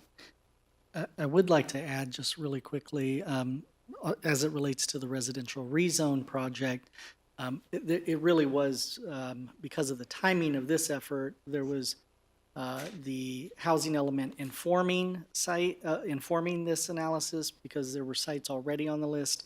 But then as we looked to add sites to the list, this mobility study then helped inform which additional sites might be able to be contemplated through that effort. And as part of the screening criteria and as part of the scoring that's been done of all of the sites, we have taken into consideration suggestions coming out of this report for that process. Because when the housing element RENA study, that when you hit the 30%, will you take sites off of that original, the one we saw by Cali? Because the supervisors have to approve it. Yeah, so On the 27th, they're hearing. yeah, so that report that's going on the 27th will have all 74 properties on there. Right. And the suggestion or the recommendation that will be coming from staff is to pare that number down. Okay. And so the supervisors will have options. With consideration to this? There's multiple criteria that went into the recommendations and the scoring that will be presented to the board. This is one of the criteria of many others that have been put into that scoring process. I can just add one more thing. We selected these sites, and it's one of the challenges we had is we were attempting to move from the consideration of abstract ideas about how infill development principles and mobility enhancements might combine to have the benefits that the industry that I'm in presumes they do. So we generated hypotheticals that were based on very, very, very well-defined pieces of property. This was not intended to inform any specific actions on those sites. We didn't confer with the owners. It was all about coming up with the quantification to input into the VMT tool that we use to run our analysis. So it's, this is, I'm going to say this is just a study. This is not a plan. Right. But there's two parallel activities going on that could easily marry together very nicely. Yeah, oh yeah, no, absolutely. And probably more than two. Yeah, probably more than two. And also this simultaneously, but in a serial fashion. And I think the county is being very deliberate about ordering the things that it's putting on your plates. So for instance, when you get into the discussion of the Auburn-Bowman Community Plan or any other community plan updates, or the general plan update, this will be a piece of information that will be at your disposal when it comes to looking at policy recommendations or land use recommendations and those processes. Thank you. Yeah, you know, one of the comments I've heard from somebody is the concern that this is going to be a rezone plan. And you're saying it's not. No, and I think that's partly a function of the coincidental timing, because it's very understanding that people who are out in the community would be aware of that process going on at the same time that we're bringing this to the forefront, and to conflate those two processes. But yeah, no, and that's part of the reason we're here. Is to disabuse you of the notion that this is going to lead to some sort of action, and that's why it's informational for you. It'll be informational for the board, and it'll be information that can come back during discussions that you will have concerning other specific decisions they're going to be asked to make recommendations on.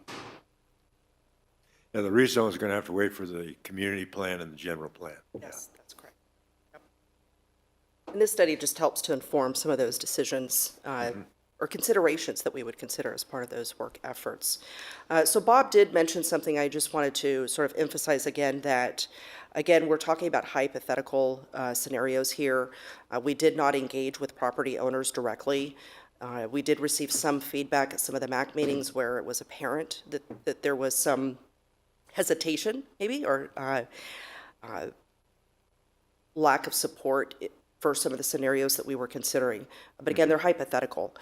Any of these recommendations would come back before the Planning Commission and the board as part of either discretionary action or an entitlement application, or preferably as part of our general plan update or update to the Auburn-Bowman Community Plan. So I think what I'll do now, I've got one more slide that I wanted to cover, and that is the overall community or countywide recommendations. All right, so you'll find at the end of the report, in addition to the land use and the mobility recommendations, a list of the countywide policy recommendations that we'll be able to consider and work through as we go through and update the general plan. So I've listed just a few of them here, but did just want to, maybe what I'll do is just kind of highlight a few of them. First, starting with, defining terms, and first and foremost, defining what infill means for the county. And maybe perhaps establishing and making it very clear that infill is not synonymous with, let's say, residential teardowns. Also, looking at revising land use designations. Currently, right now, the general plan is a broadly defined sort of land use types, such as, for our residential, we've got 4, looking at rural, low, medium, and high density.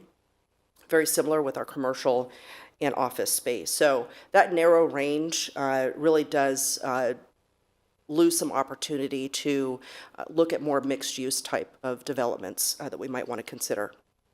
There was another recommendation to maybe perhaps increase the residential density, currently at 21 units per acre, to maybe look at bringing that up to be consistent with 30 that's been used in our housing element. And so certainly that may or may not work in some areas, but it's something that we want to take a closer look at during the general plan update. The report also suggests clearly defining the relationship between gross and net density, as well as the application of minimum and maximum densities within its residential designation. The last one I'll just mention, just due to time here, accessing or assess the infrastructure capacity. So one of the impediments to infill development, obviously, is costs and limited infrastructure that's available there. So we're hoping that with the general plan update, there'll be an opportunity there to look more closely at these evaluations and to participate in more programs. SACOG with their Green Means Go program, that's just one of the opportunities that can provide financing to help fund some of these infrastructure programs. So that's really a huge task here and key objective to this study. All right, so with that, I'll go ahead and just end that. Again, these are recommendations that we do plan to bring back before the commission as we work through them in our work efforts as part of the general plan update and the Auburn-Bowman community plan update as well. There are no binding or recommendations to rezone or anything at this time. Again, this is just more of a study that helps us to understand those characteristics between land use settings and the mobility options. And I believe this will help us make some more informed decisions as we get even deeper into our general plan update. So I'll leave it there and see if there might be any questions. When you move forward looking for more infill projects, just go ahead and include county-owned properties in that search. So I think it's missing in some of these things that we're looking at. Thanks. I'm probably going to get a million questions on this, where you have Penryn and Newcastle subdivided out in that, I don't know what page it was on, but for vehicle miles traveled, considering the amenities, not the infrastructures that are around there, how did you conclude that those would be great locations? Let's see, let me back up here. Go back to the one that had the old map on there. This one here? No. It had the one that had all. All five? All five on there. Oh, gotcha. I think it was red, yellow, I don't know. Maybe the other way. Oh, did I pass Right it? there. For this one here? Yeah, so you have Newcastle and Penryn. Mm-hmm. When we're talking about vehicle miles traveled and people not having to drive and putting 20 units per acre, what amenities are there that would determine to put high-density housing in those locations? Because last time I checked and I drove through there today, there was nothing there that was going to not make people stay in that area but have to go into Roseville, Rockland, or Loomis.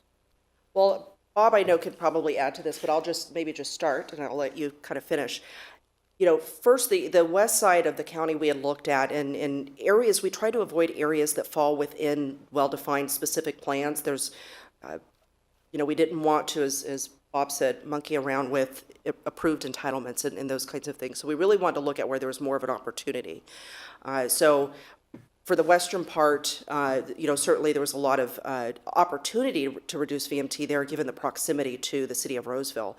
For these areas here, we were looking at the proximity to the city of Auburn and some of the opportunities that you have close connectivity with I-80 that can move people faster, and looking at the services that are in that area. And I probably am missing something out, but would you like to add? Just briefly, I think you touched on it mostly, Angel, but when we first looked at identification of these opportunity areas, we were looking for places that were distinct from one another from a number of different perspectives. And Newcastle, for instance, was one part of the county that is not covered by a community plan.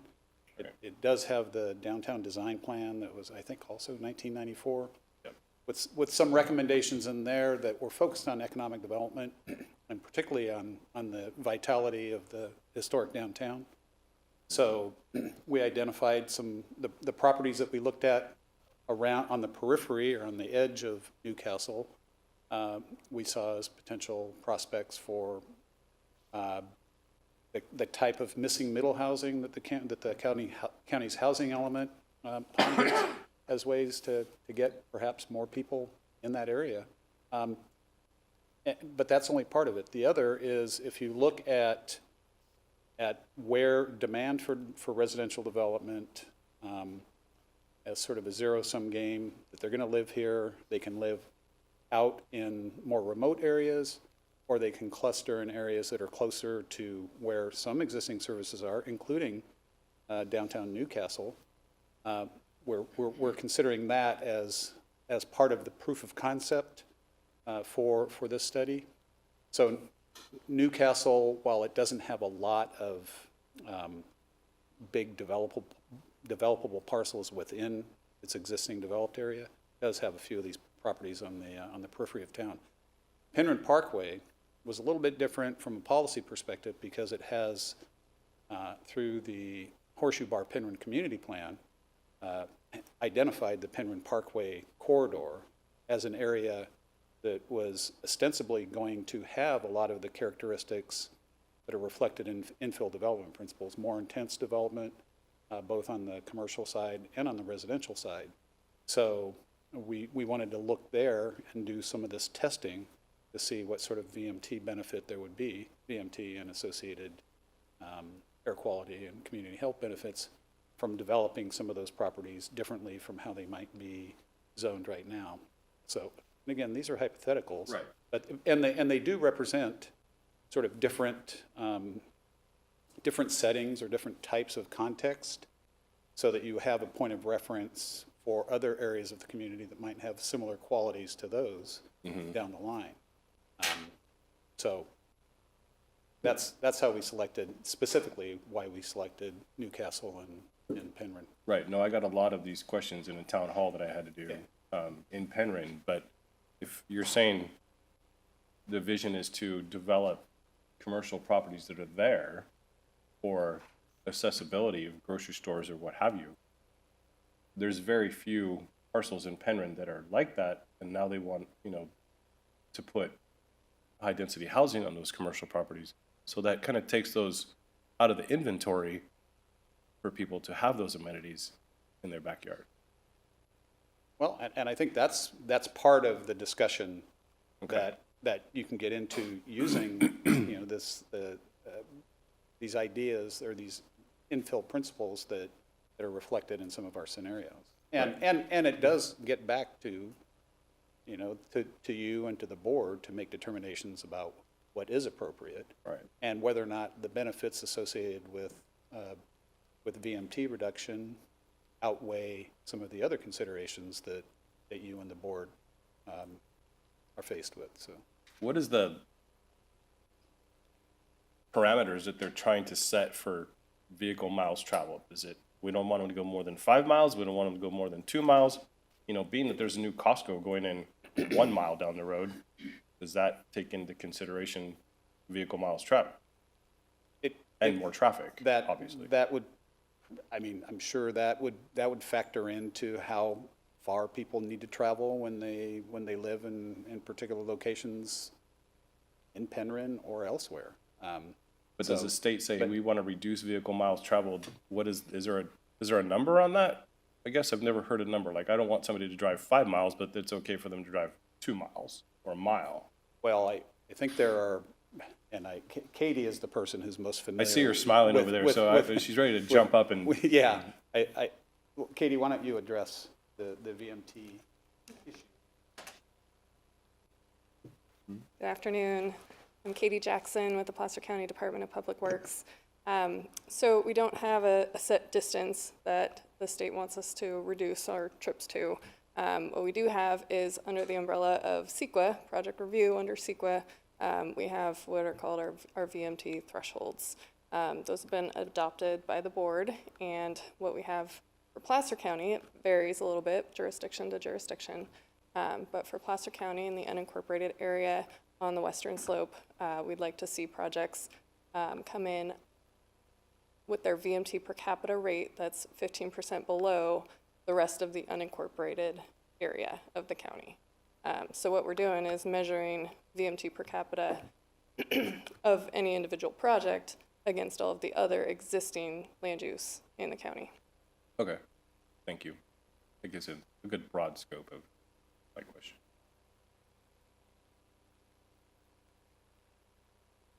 I'm done. All right. Any other questions? I just know tomorrow I'm gonna get calls and they're gonna go, "You're running," or "What are you gonna do with this?" And I'm like, so, thank you for that information. All right. So with that, I think that concludes our presentation then. You're done? So Well, that's thank it. you. Thank you. Thank you. Appreciate that. Yeah. Mr. Chairman. Mark over here. Public comment. Mark has a question. Oh, I just want to excuse myself. I have an urgent need to get down to Sacramento, so I have to leave now. okay. It leaves a quorum, so you can. You it leave us doesn't- a quorum then, Yeah, right? it does. We'll excuse you. Thank you. No, you can't leave. Well, the next one is informational item. Chair, this item would also need public comment when it's appropriate. You have to This ask for one public is Huh? public comment. comment. Oh, yeah, is there any public comment? It does appear that there We have is, one. it does appear that there's a hand raised. And, Judy's back. Judy's coming back, so she. Yeah, thank you.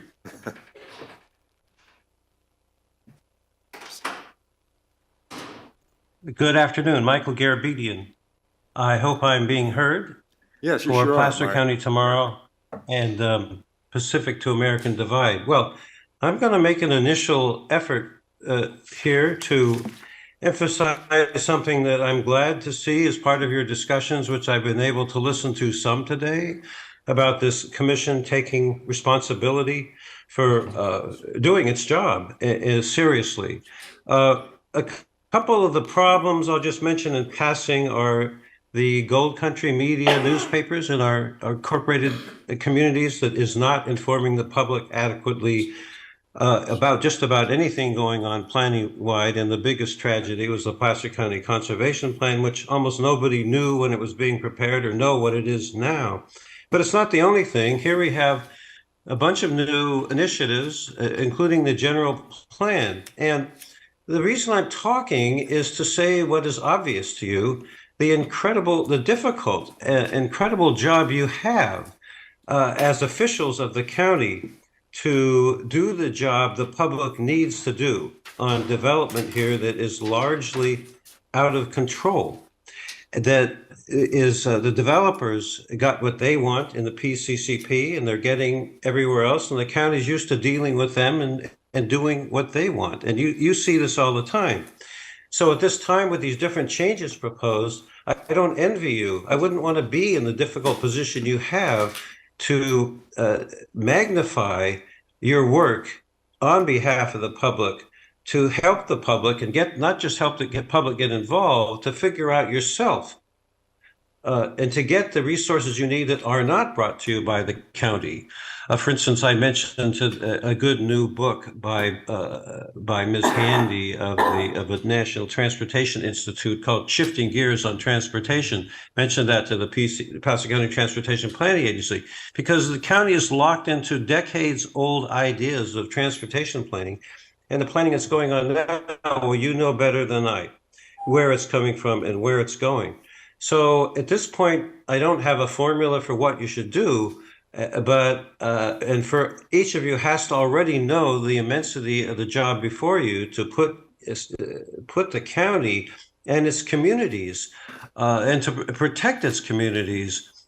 One of the biggest, I'll just mention in closing, one of the biggest failures, and that was in the 2000 bill, which was part of a study of a commission on local governance in the 21st century, something like that was its title. The legislation that came out of that had the best idea I've ever heard about. It would have, but it was amended out at the last committee meeting in the legislature by then Assemblyman Hertzberg. I think it was Assemblyman then in that bill from the commission. It would have allowed rural areas to have their own sphere of influence. And I think those of you who don't know what that is, make sure to learn what that is in terms of local agency formation commissions. And in a way, that is what each of these community needs, is being threatened by these multiple proposals, directives from the state, or grant applications the state uses to identify properties. There's so many projects that they have where they identify properties to work with and try to get developed. But it's really each of those areas needs to be looked at for the community it is, and the county is not looking to those communities. It's blanketing them all into big maps.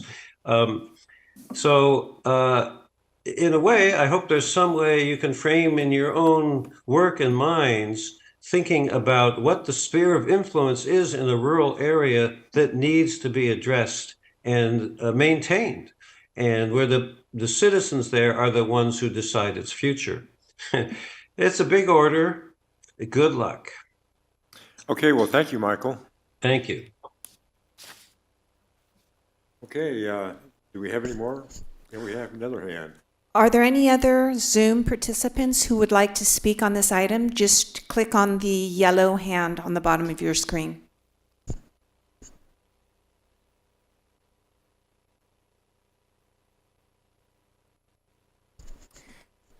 No, it doesn't look like we have any more participants on Zoom. Okay, and we lost that one, okay. No, that was Michael. Huh? That was Michael. We took Oh, okay.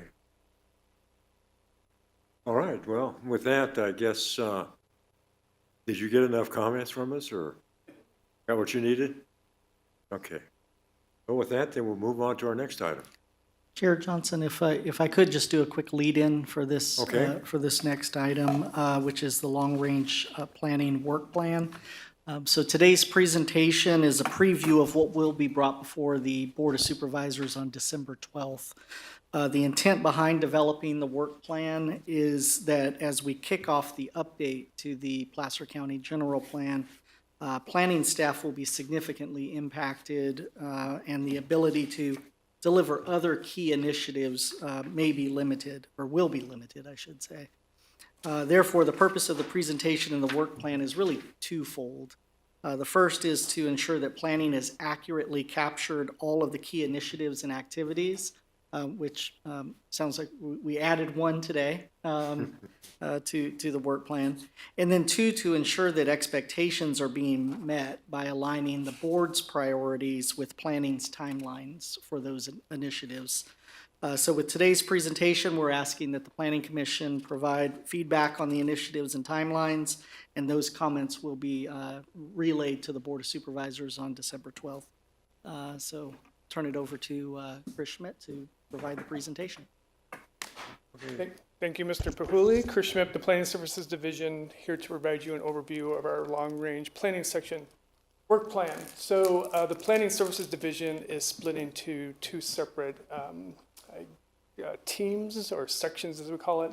The current planning are the planners you typically see at a project level. You see them before you with entitlements for subdivisions and conditional use permits, appeals, etc. Long-range planning team doesn't work on private sector projects, but it's more the public sector work. So these are our general plan updates, our community plans, our design guideline documents, natural resource programs, etc. We also take a longer, broader look at planning in general and how that impacts county services and our residents. So a little bit of background.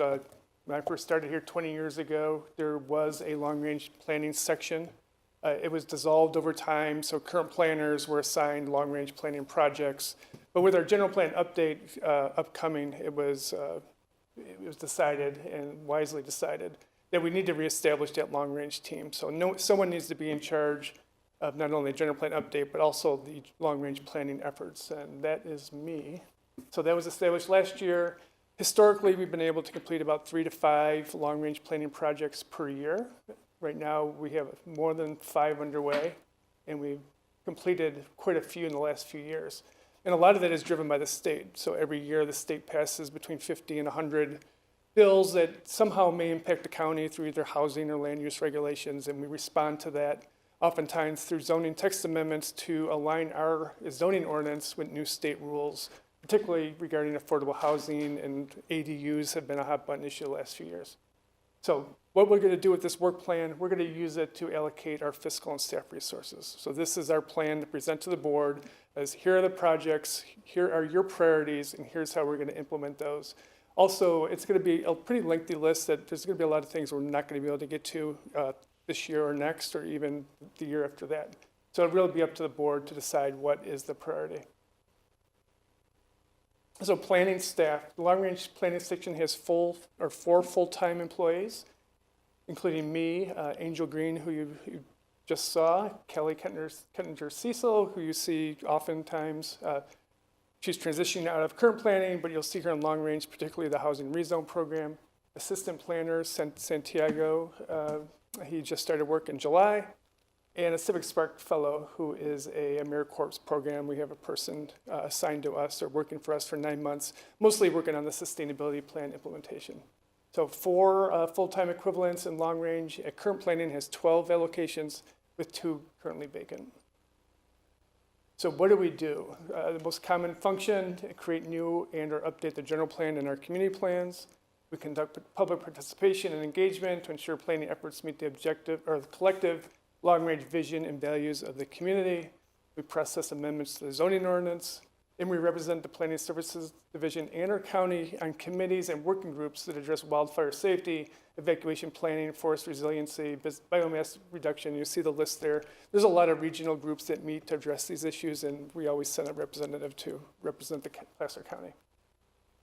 So just a few of the recently completed projects that you've seen over the years. The housing zoning text amendment was approved last year. A lot of those amendments were a result of the housing element requirements. A beekeeping code amendment was under long range umbrella. And then Chapter 17 code amendments were done after the PCCP was adopted to align our zoning ordinance with the PCCP rules. So the project's underway, quite a few. The TBAP amendments that you reviewed a couple months ago was approved by the Board of Supervisors last week. That's not approved, it still has to go through the TRPA process, but the county work is done on that side. As you just heard, the mobility info study that Angel has been working on will be wrapping up this year. Audubon Community Plan update, we're currently working on the land use diagram for that. Hope to have the plan out for public comment January, February next year, and the EIR will take about a year to take place, so early 2025 to get that wrapped up.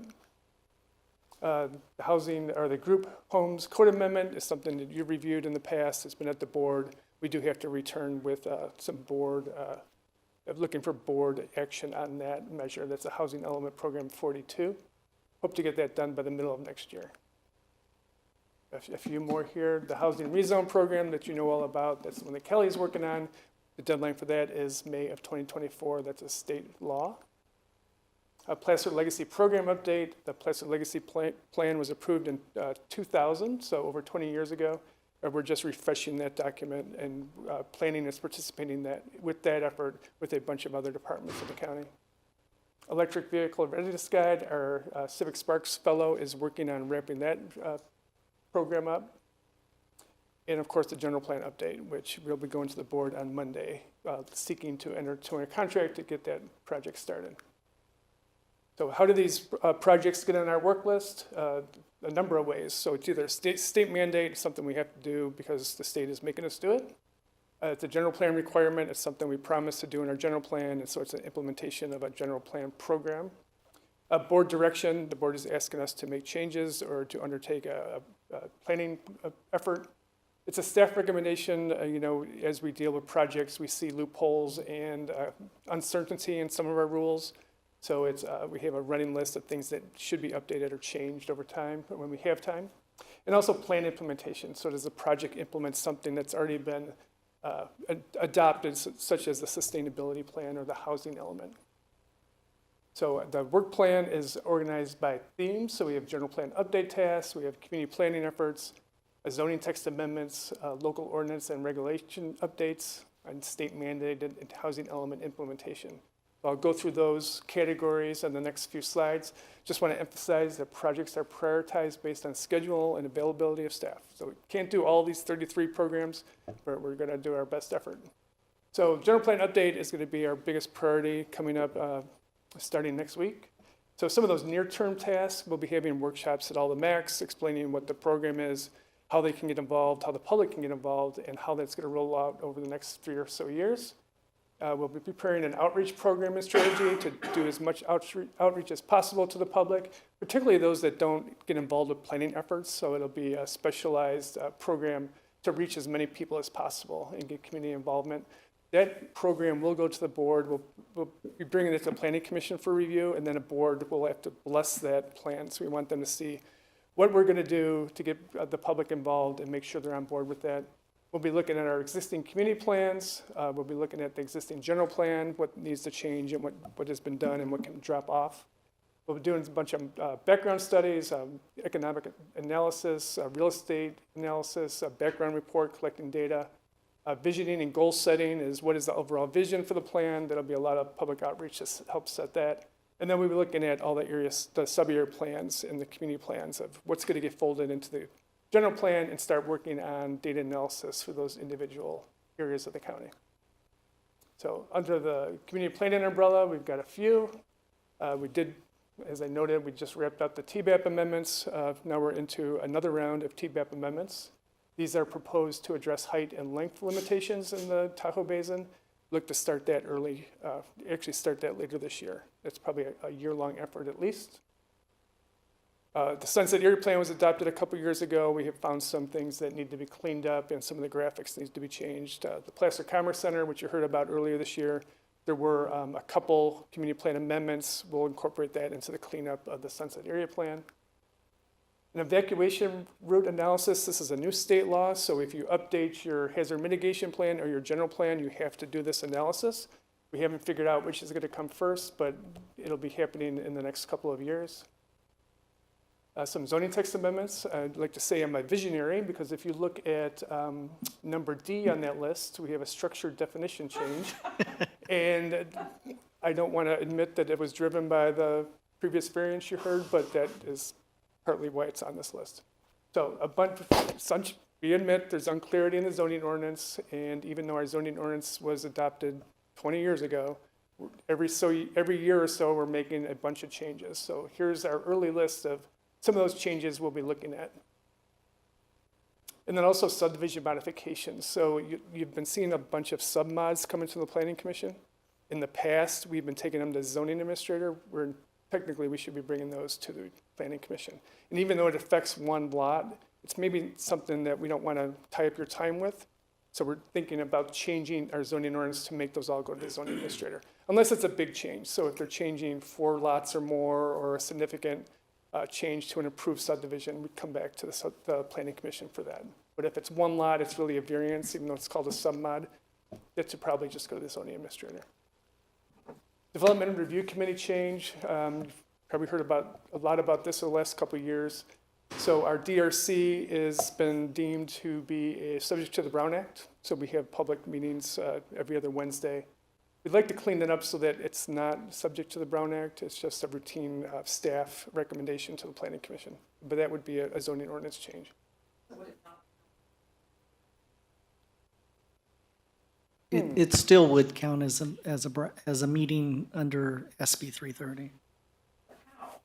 Wouldn't that determine on the project, though? So the requirement under SB 330 is if it's a public meeting, which means compliant with the Brown Act. So if the change made it so it wasn't a Brown Act meeting, then it would just be an internal staff meeting and therefore not subject to SB 330.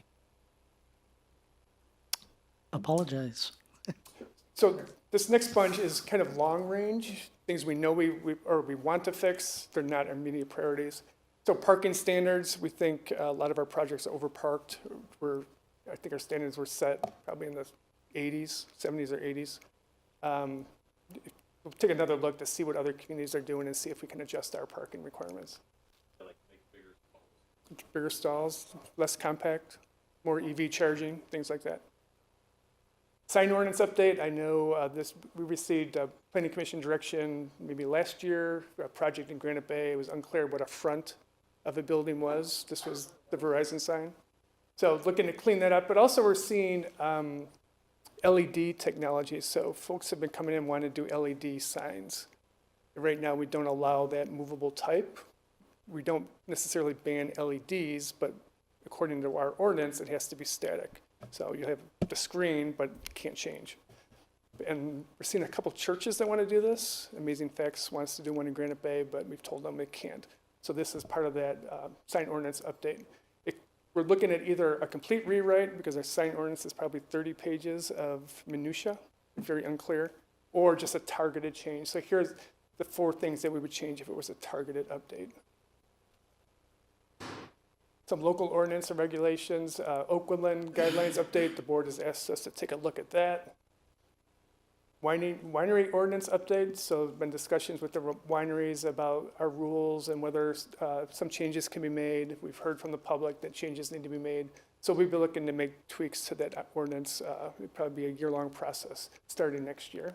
On these two items, I might have some comments. Okay, Are we doing that now? whatever you prefer. Is that helpful?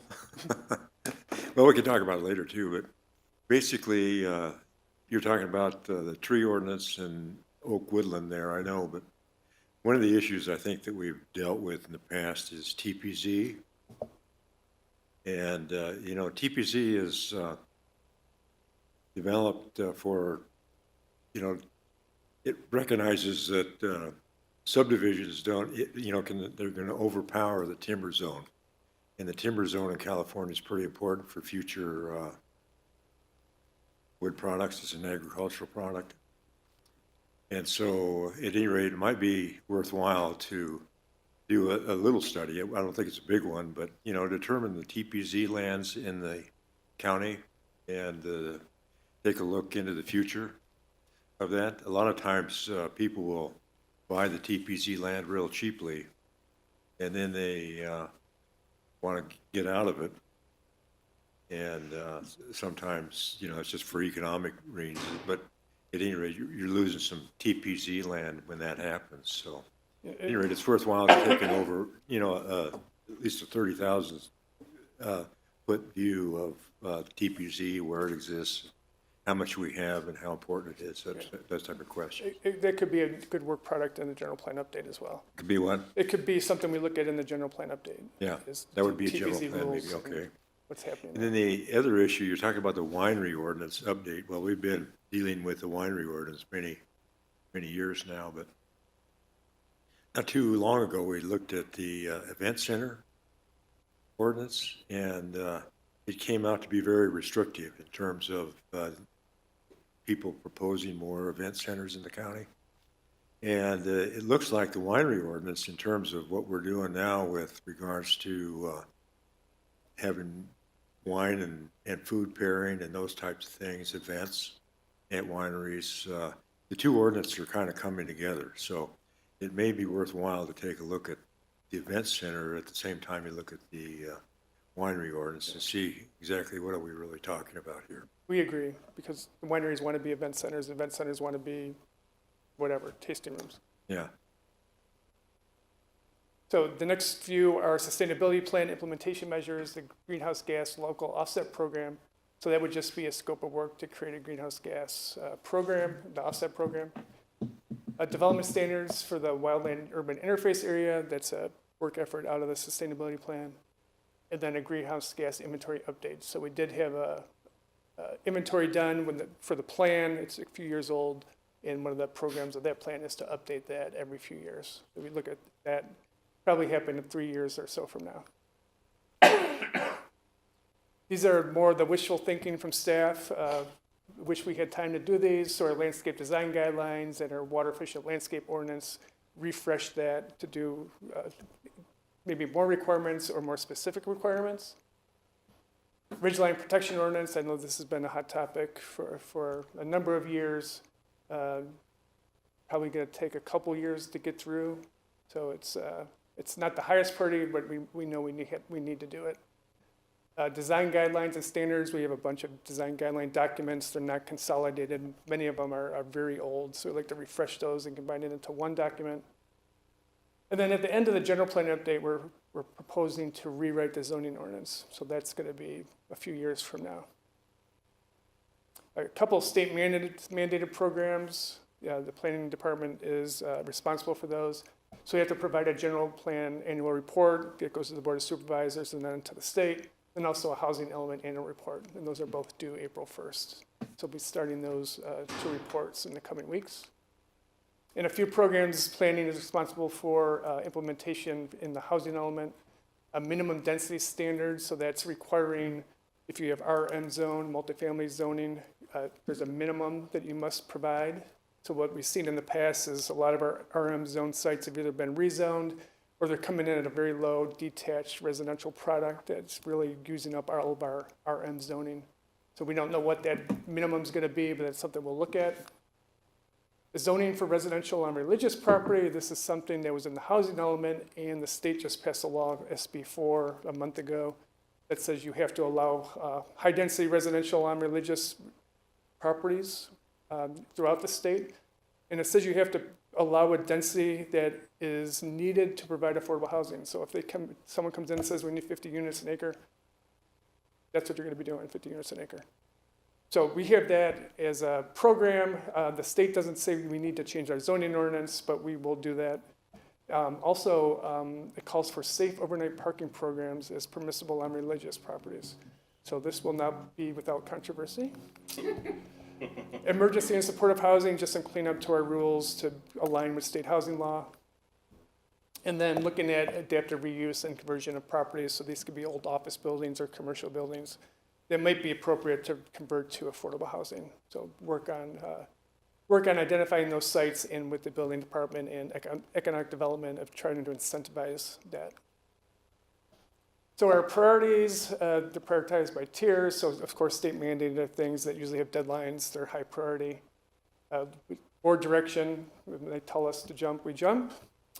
Tier 3, implementing adopted goals, policies, or plans. And then Tier 4 is a lot of the staff ideas, not time sensitive or no implementation deadlines. So the wishful thinking items.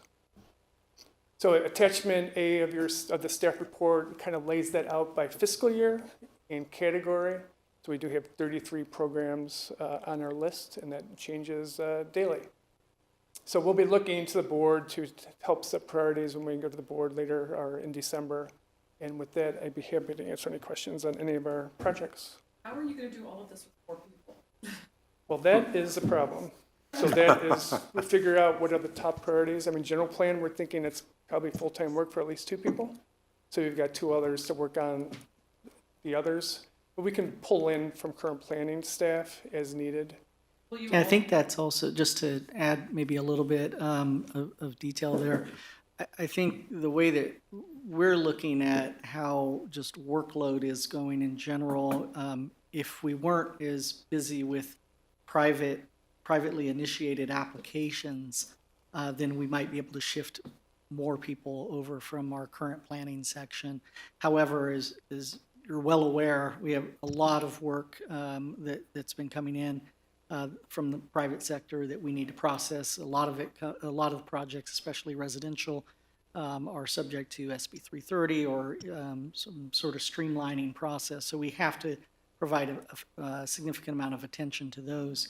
What we're hoping for with the board presentation and with the discussion is that if there are additional priority projects that the board wants us to address, or if they'd like to accelerate things that we have perhaps further down the list, that could lead into a resource discussion for fiscal year 24-25 budget, which is getting started at the beginning of the year. So it's all prioritization and resource allocation. So how do you backfill what this team was doing? Help you keep up? So priority is hiring. Yeah. Hiring, potentially using consultants as well to maybe do some of the work. So I think we're going to have to look at it creatively. I had a question on page 77. You talked about... Slide 77? Yeah.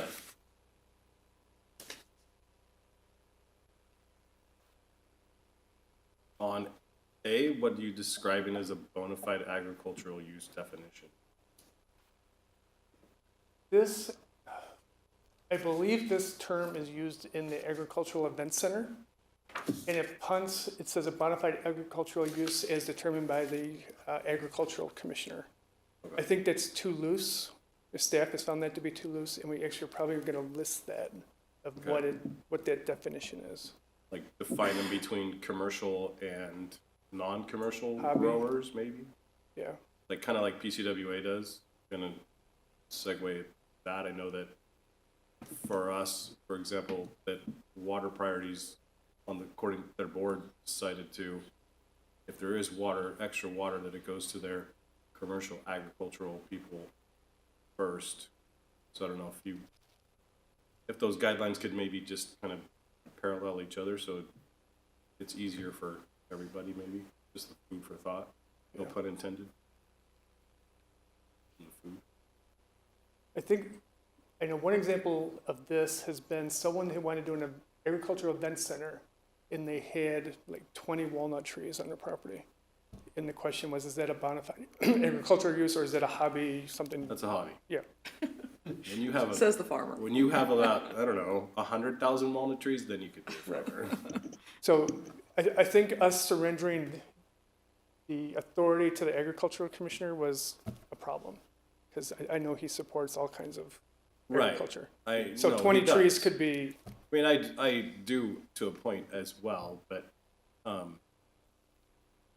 I guess that's for further discussion. yeah. Cool, thank you.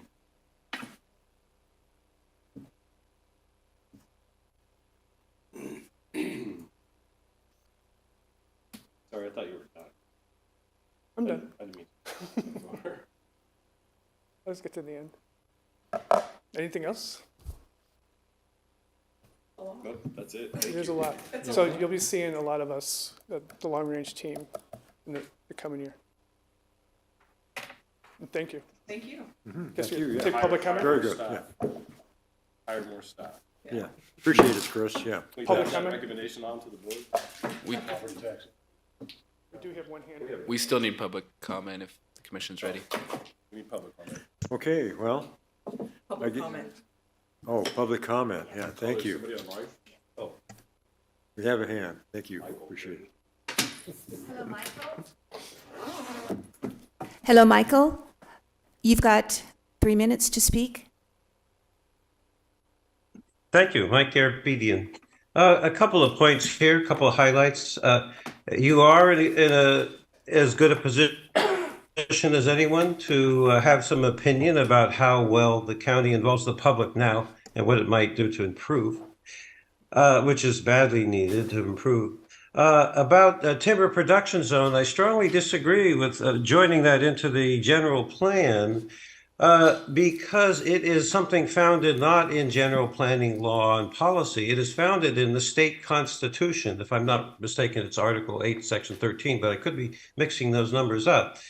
And what that means is a timber production zone, Williamson Act, and conservation easements are allowed the benefits that they get in terms of taxation and so forth, because the legislature has determined that they should have it.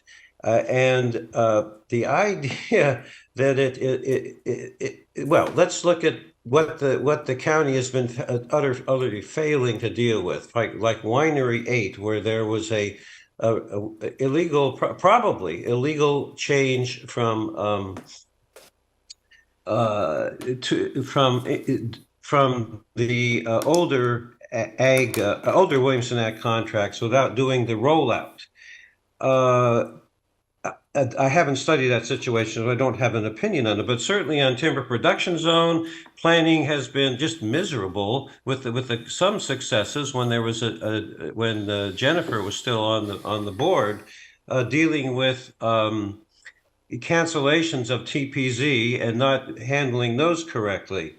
So that constitutional law shouldn't be looked at lightly, as the county has tended to do. About the wildland-urban interface, this is a serious problem where the county and the zoning, but especially the parcel review, has over the years been just approving just about everything. The county has authority to limit further divisions, a division of a division into a division, but it hasn't done it even when in serious situations where it could have and should have. I guess those are just a couple of the main points on my mind that really require a lot more attention.